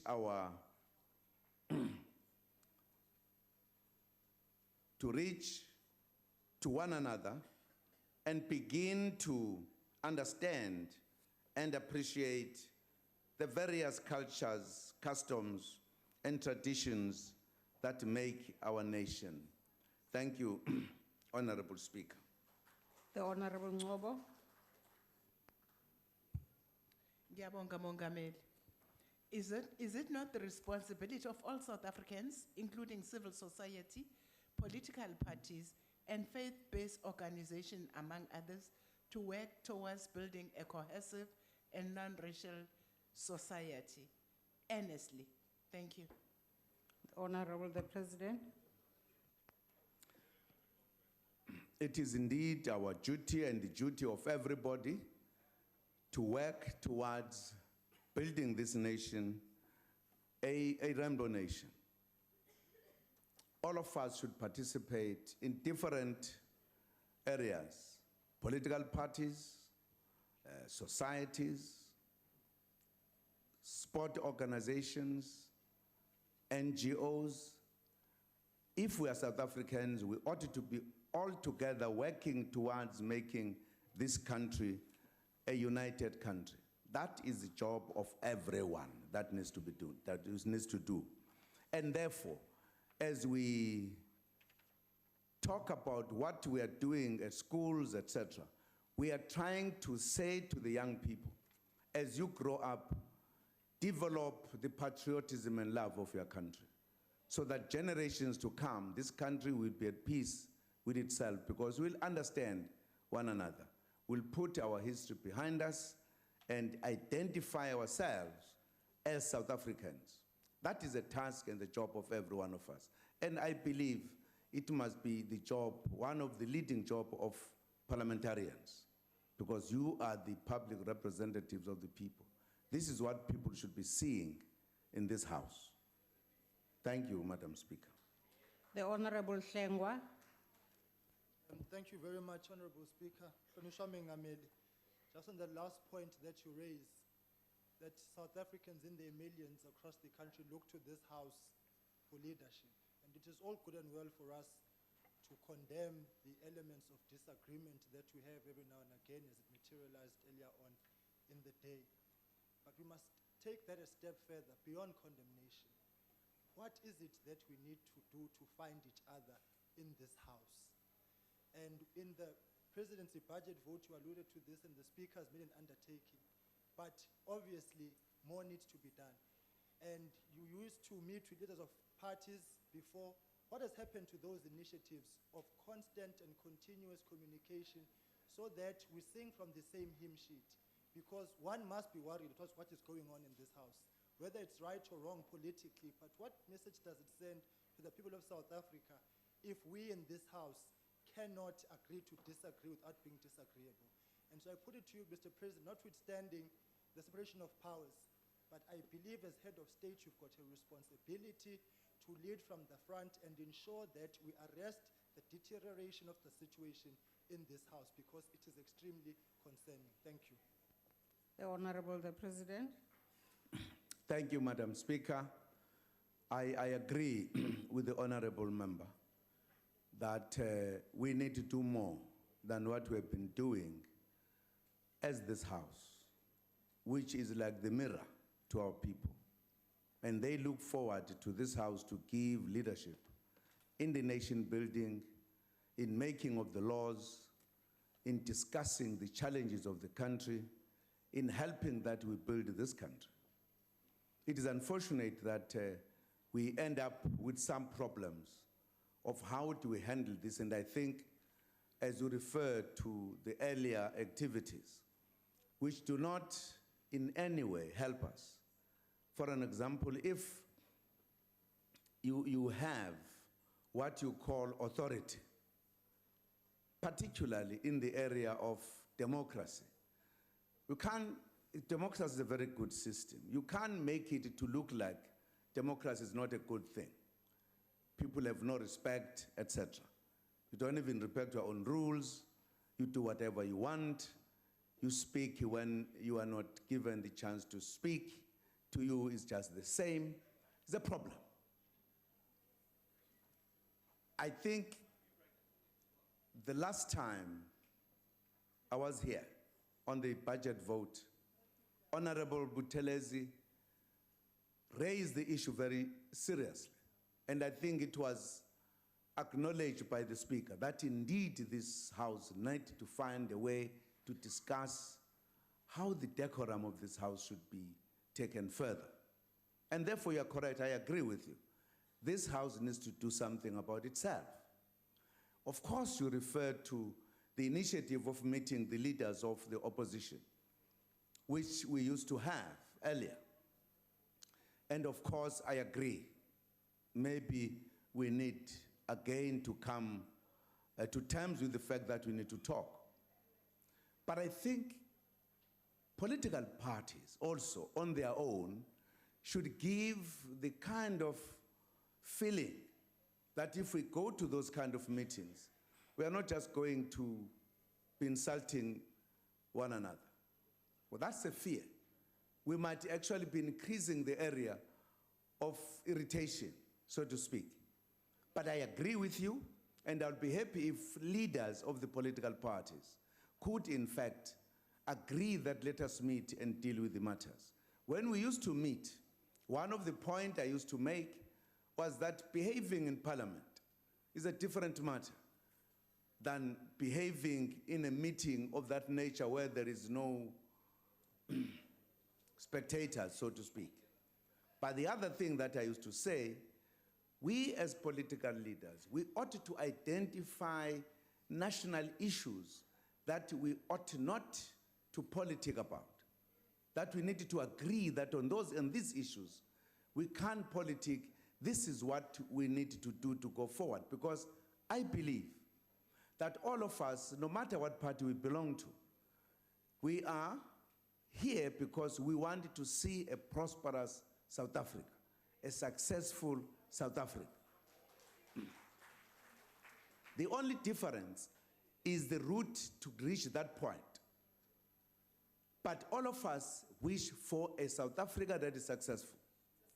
So why do we fight among ourselves to a point that we disrupt our movement forward? So it's a matter I think the parties should actually discuss. I would be happier, for an example, if the opposition could meet and say, do we agree, or do they agree to a proposal? Because I will always be ready to have those kind of meetings. Because I believe that there's a lot that we still have to do to this country to deal with the issue of poverty, inequality, and unemployment together. It's a matter we need to not fight about. What do we do to contribute that we better the lives of our people? I'm sure that will be warmly welcomed. Thank you, Madam Speaker. We now come to the last question, question number 12, which has been asked by the Honorable Jafta. The President. Honorable Speaker, honorable members. Our government is concerned about this scourge of widespread incidents of violence and destruction of public property during protests. I've spoken about this matter many times in public platforms. We have condemned the recent burning of schools and other facilities in Vuwani, in Limpopo. The violence on university campuses and also during other protests, such actions should not find a place in our democratic South Africa where people are able to engage government and also where freedom of expression is guaranteed in the Constitution. We also wish to emphasize that government continuously engages communities. Cabinet introduced the Izimbizo program in 2000 to facilitate direct and interactive communication between government and the public. Ministers and deputy ministers continuously undertake public meetings with communities to listen to concerns and respond. The president and deputy president also hold several public meetings per year as well, engaging communities on many programs that government implements, and also to hear their views on how we can improve services. The GCIS also organizes special national Imbizo focus weeks where ministers and deputy ministers visit communities in a more intensive manner. The last Imbizo focus week was held from 7 to the 12th April 2015 and involved a total number of 94 public interaction meetings being undertaken. The Imbizo Focus Week of 30 November to 6 December 2015 included 66 activities. The visit include door-to-door household profiling, walkabouts or project visits, stakeholders, dialogues, and community engagements. The programs in the presidency include the Presidential Siahlola Monitoring Program that aims to fast-track interventions, the Presidential Imbizo, and also the Presidential Infrastructure Program. The Deputy President leads the War on Poverty programs and visits many communities in addition to visits linked to the fight against HIV and AIDS and other diseases. A report is presented by the presidency at each cabinet lekgotla detailing the public engagements activities of each minister and deputy ministers every 6 months. The report for January to July 2015 to the mid-year cabinet lekgotla indicated that over 700 events were held by members of the National Executive.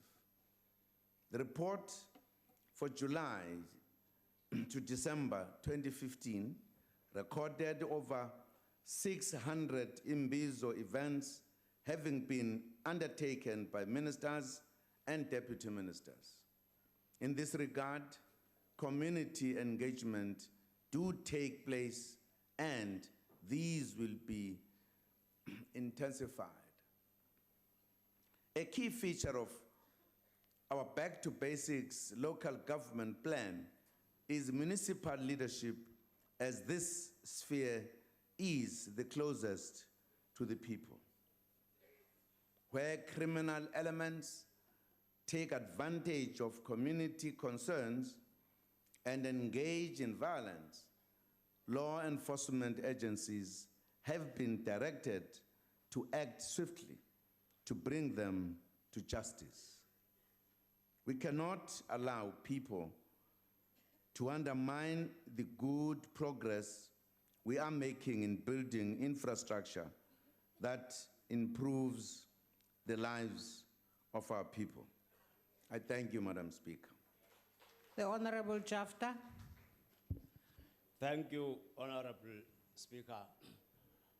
Honorable Speaker, I must first say that I am already discouraged in this question by what has just happened here.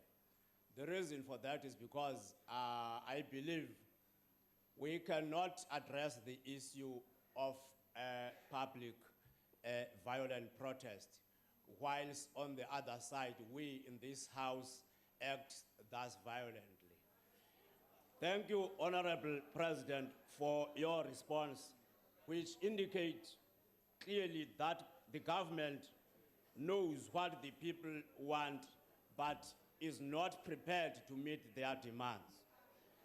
I really thought you will draw up the picture for South Africans of what the government expects from them in order for their voice to be heard without engaging in violent protest.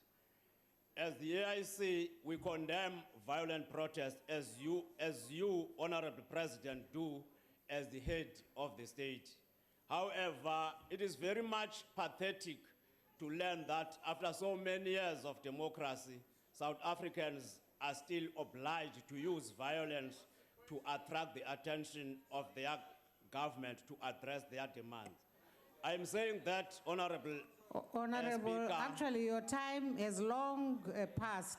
Question is, do you have a question? My question, Honorable President, therefore, is that would you say that these protesting communities are demanding too much from the government, or is the government turning a deaf ear towards these masses and respond too late to their demands? Thank you, Honorable Speaker. Honorable President.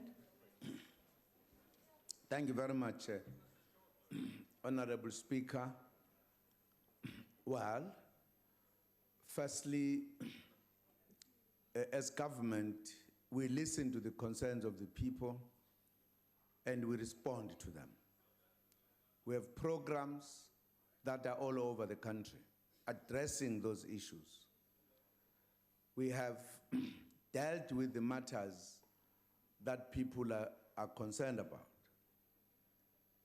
I think the issue that is very simple is that given our history, the challenge, the lack of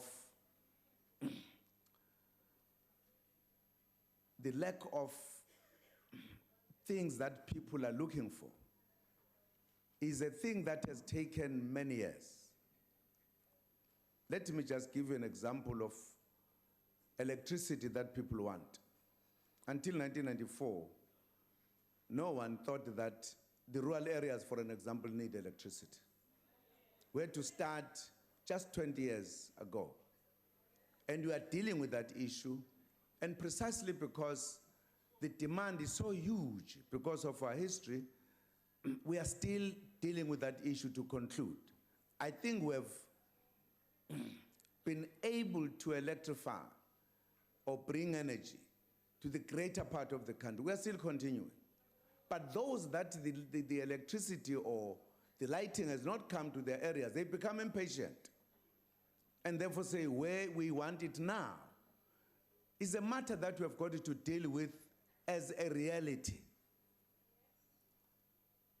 And I can count a number of things that indicate we listen, we respond.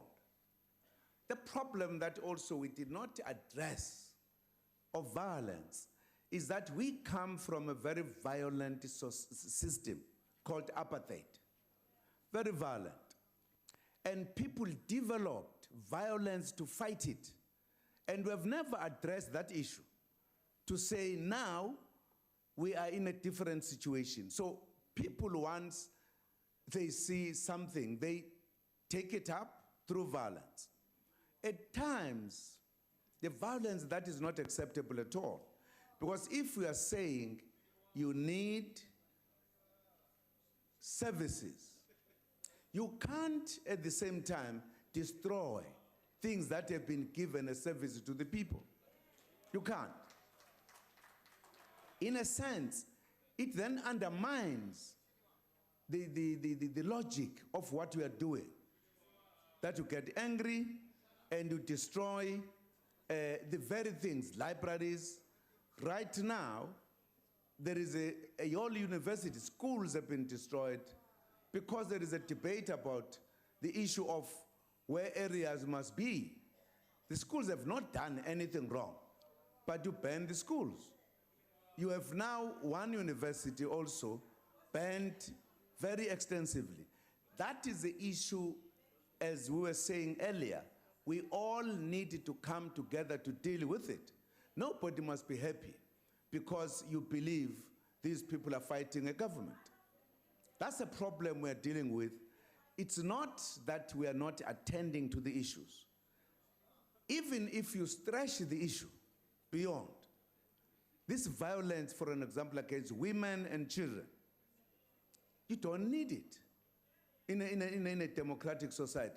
You have a very violent mind in the country, which was planted by the system of apartheid.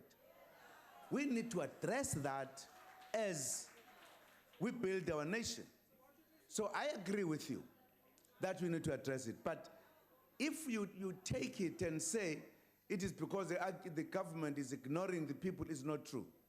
I've just given an account here how much we go to the people, how much we go to the Mbizos, how much we do continuously. So it can't be true. We are dealing with a culture that needs all of us to come together. Even the morale of our people, their morals. You have a situation where people rape old ladies or children. You can't say that is because of the government ignoring them. There is something wrong in our society that we need to come together, all of us, and deal with it. That is what we ought to be saying as this parliament. What can we do to help our society? Speak in one language. I think when you were opening your remarks, you put it very well, that you are discouraged by the behavior of this very parliament. That's what makes people think that's what they need to do. No respect, point fingers at the speaker, and stand up one after the other. That tells you you are dealing with people who are a product of a very violent society, who need help. Thank you, Madam Speaker. The Honorable Mileham. Thank you, Speaker. Mr. President, the community of Vuwane say they were not consulted as part of the establishment of the new municipality in Limpopo. Speaker. Yes, Honorable Member, please proceed. Honorable members, allow the Honorable Member to finish his question. In light of the current protests in Vuwane, which has seen 24 schools burnt, allegedly with the involvement of ANC Ward Councillor Takalani Chavuyo, what steps did your government take to ensure that the community was given adequate opportunity to comment on the proposed amalgamation with Malumulele, if any? And if none, why not? The Honorable the President. Thank you, Madam Speaker. Firstly, the business of demarcation belongs to the Demarcation Board. It is them who know how to consult with people, and I can't tell you how much they consulted, how much they didn't, because I was not party to it. It's a job of the Demarcation Commission, a Demarcation Board, rather. And therefore, to what extent was the consultation, I can't help you on that one, unfortunately, because I would be telling a story that I don't know. Because that is a job of a particular structure in the country that deals with. And once that was done, then people are not happy about it. And of course, they did what I just said here. Instead of addressing the issue, firstly, they addressed it properly. They took decision to go to court. And the court made a judgment. They were not happy about the judgment, and then they started protesting and banned schools. What we have done, for an example, up to now, I had a meeting with the king of the vendor king and had a discussion. He came with the traditional leaders. And that's when we began to see the discussions that let us find ways and means of addressing the issue, not banning schools, because we are really banning the future of our country. So that is what I've done. As to how far it goes, there are departments that are responsible even to deal with the demarcation board. Then they will be able to know the truth. Was the consultation done or whatever? This was done by the citizens of that region. It was not done by any organization. Thank you very much. The Honorable Kubisa. Thank you, Madam Speaker. Your Excellency, the President, let's begin by saying that we all condemn any destruction of property. It's not acceptable. We condemn anarchy. But of course, people are complaining about non-service delivery at some parts of our country. But there are issues that are at stake. What is the government doing about those officials who are corrupt in order to find that they are migrated from one municipality to another? Because that's one other problem. And then secondly, the issue of not spending the money that is there, where in some instances the MIC funding will have to be returned back to the treasurer without being used, because those are some of the issues. What is your take on that one, Your Excellency? Honorable the President. Thank you, Madam Speaker. I think we've debated those issues a long time. Firstly, we do not accept the fact that officials must be involved in causing problems. And wherever they are found doing that, action has been taken against those. And secondly, and then of course we are talking about some of them moving from one area to the other. I'm sure if that is discovered, will certainly be dealt with. And if there are such cases that we know, I think we should report the cases so that those matters are handled at the right places, wherever they are. With regard to the unspent money, I think that's a problem we've discussed all the time, the money that comes back. We are working hard to help, skill, and empower the municipalities so that they are able to handle the question of how to use the funds so that they don't come back.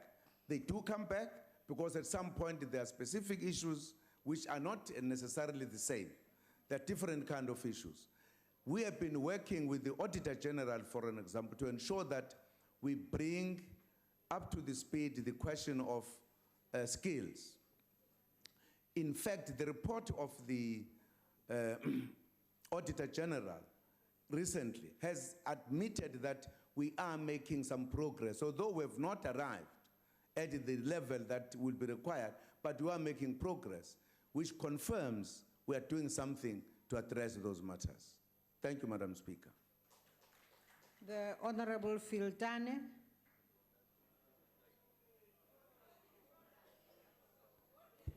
Thank you, Honorable Chair. Good afternoon, Mr. President. Good afternoon, sir. South Africa records about 30 service delivery protests a day, every day.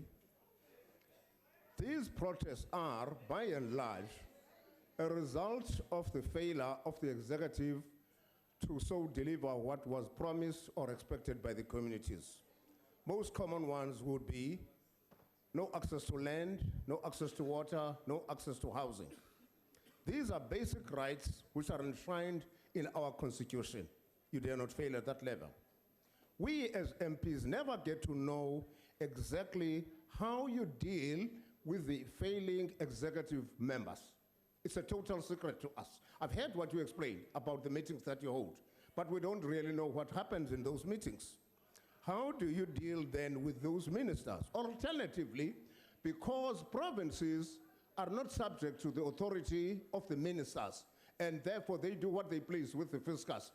Have you considered the option of transferring funds rather direct to municipalities instead of wasting money, through provinces? You can trace all of them. They don't account properly, and there is hardly any production that they can report on. What effective measures then do you intend dealing with, putting in place in order for service delivery to excel in your time? Thank you. The Honorable the President. Thank you, Madam Speaker. Firstly, I must correct this point that the protests are there because government is failing to deliver. It's not true. The bulk of what I've been saying today was saying we are faced with an unusual situation in this country where the majority of people were deprived resources, put in rural areas, some put in what was called homelands, not to come to where economy were. There is a history why the question of the demand is too high than what you can give. But we are doing all we can to do so. Secondly, the protests don't just come because there are resources only. There are other reasons that cause protests in other areas. At times it is conflict among people who are in those areas that influence protests in one form or the other. Some protests about, for an example, by the students, different than the services we are talking about, but acting exactly the same. So we are addressing that as government, and people know it. Some of the protests are because people are impatient that in the area next door, there is delivery already, why not here? And then they get agitated by the very delivery that they see. Your last part of the question is saying, shouldn't I consider sending the money direct to the municipalities or whatever, instead of the proper channels? The division of the budget, what is given to provinces and municipalities, is a constitutional matter. It's not a matter that needs a president to stand up and say, now we do it this way. You will stand up here and say, this president does not respect the Constitution. It needs you, if you think you need to change the Constitution, so that you make that proposal, so that it can be discussed by this House. You can then change the Constitution so that it is not the man, the president. It is the parties all put together who change the Constitution in order to meet the proposal you are making. Thank you, Honorable Speaker. That concludes questions to the President, and I thank the Honorable the President. Thank you very Honorable much, members, before we rise, I wish to go back to the issue raised by Honorable Jafta. In particular, for purposes of making clear that the public, because we are not just alone here, we also have the people of South Africa. The Honorable Member, in the way he relates the issue of violent protests to the action earlier here in the House, I think could easily confuse South Africans. And therefore, it is very important that we should clarify that on the basis of rules that all the parties in the House were involved in formulating, we arrived at ways of dealing with situations in the House where there is no other option but to remove honorable members who in fact become an obstacle to there being order and progress in the House. And it is that mechanism that we deployed earlier this afternoon, where we called upon properly authorized parliamentary protection services to remove honorable members who were an obstacle to progress in the House. I want to repeat this just so that our people also understand why we have had to deploy such a mechanism. Honorable members, that concludes the business you for the recognized day. me earlier. You recognized me earlier, and you're now not giving me my opportunity. I recognized you for what? You made sure that Mr. Maimani finished his question. You said you were going to come back to me. I've been sitting here patiently. I took a point of order. What was your point of order, Honorable I want to address you in terms of Rule 53A, if I may. Yes. And I'm very glad that you've clarified it. And you're Yes. absolutely right, Madam Speaker, that this House cannot operate without rules that govern its internal behaviors. You're also absolutely right that the rules must apply to everybody in this House equally. I therefore want to raise a concern with you, if I may, Madam Speaker. Go ahead. On the 4th of May, when we had the President's budget vote, there was an ejection that took place in this House of the EFF members, utilizing Rule 53A, the one you've just referred to. 53A.12 of those same rules indicates that after an ejection has taken place, that a report is within 24 hours forwarded to a multi-party oversight committee. I want to point out to you that it's now been 312 hours. I serve on the Rules Committee. I serve on many of these committees in Parliament. There's not been a report to any multi-party oversight committee. The Rules Committee is meeting later after this sitting. It's not on the agenda there. And so I would urge you that when in applying the rules, that you apply all the rules in terms of 53A, and that report is sent within the next, by close of business tomorrow, to this House, as per the rules that you must uphold, to ensure that the rules are applied thoroughly and properly and apply equally to all members of the House. Thank you, Honorable Steenhuisen. The Rules Committee will be sitting when the House adjourns. That concludes the business for the day. The House is adjourned.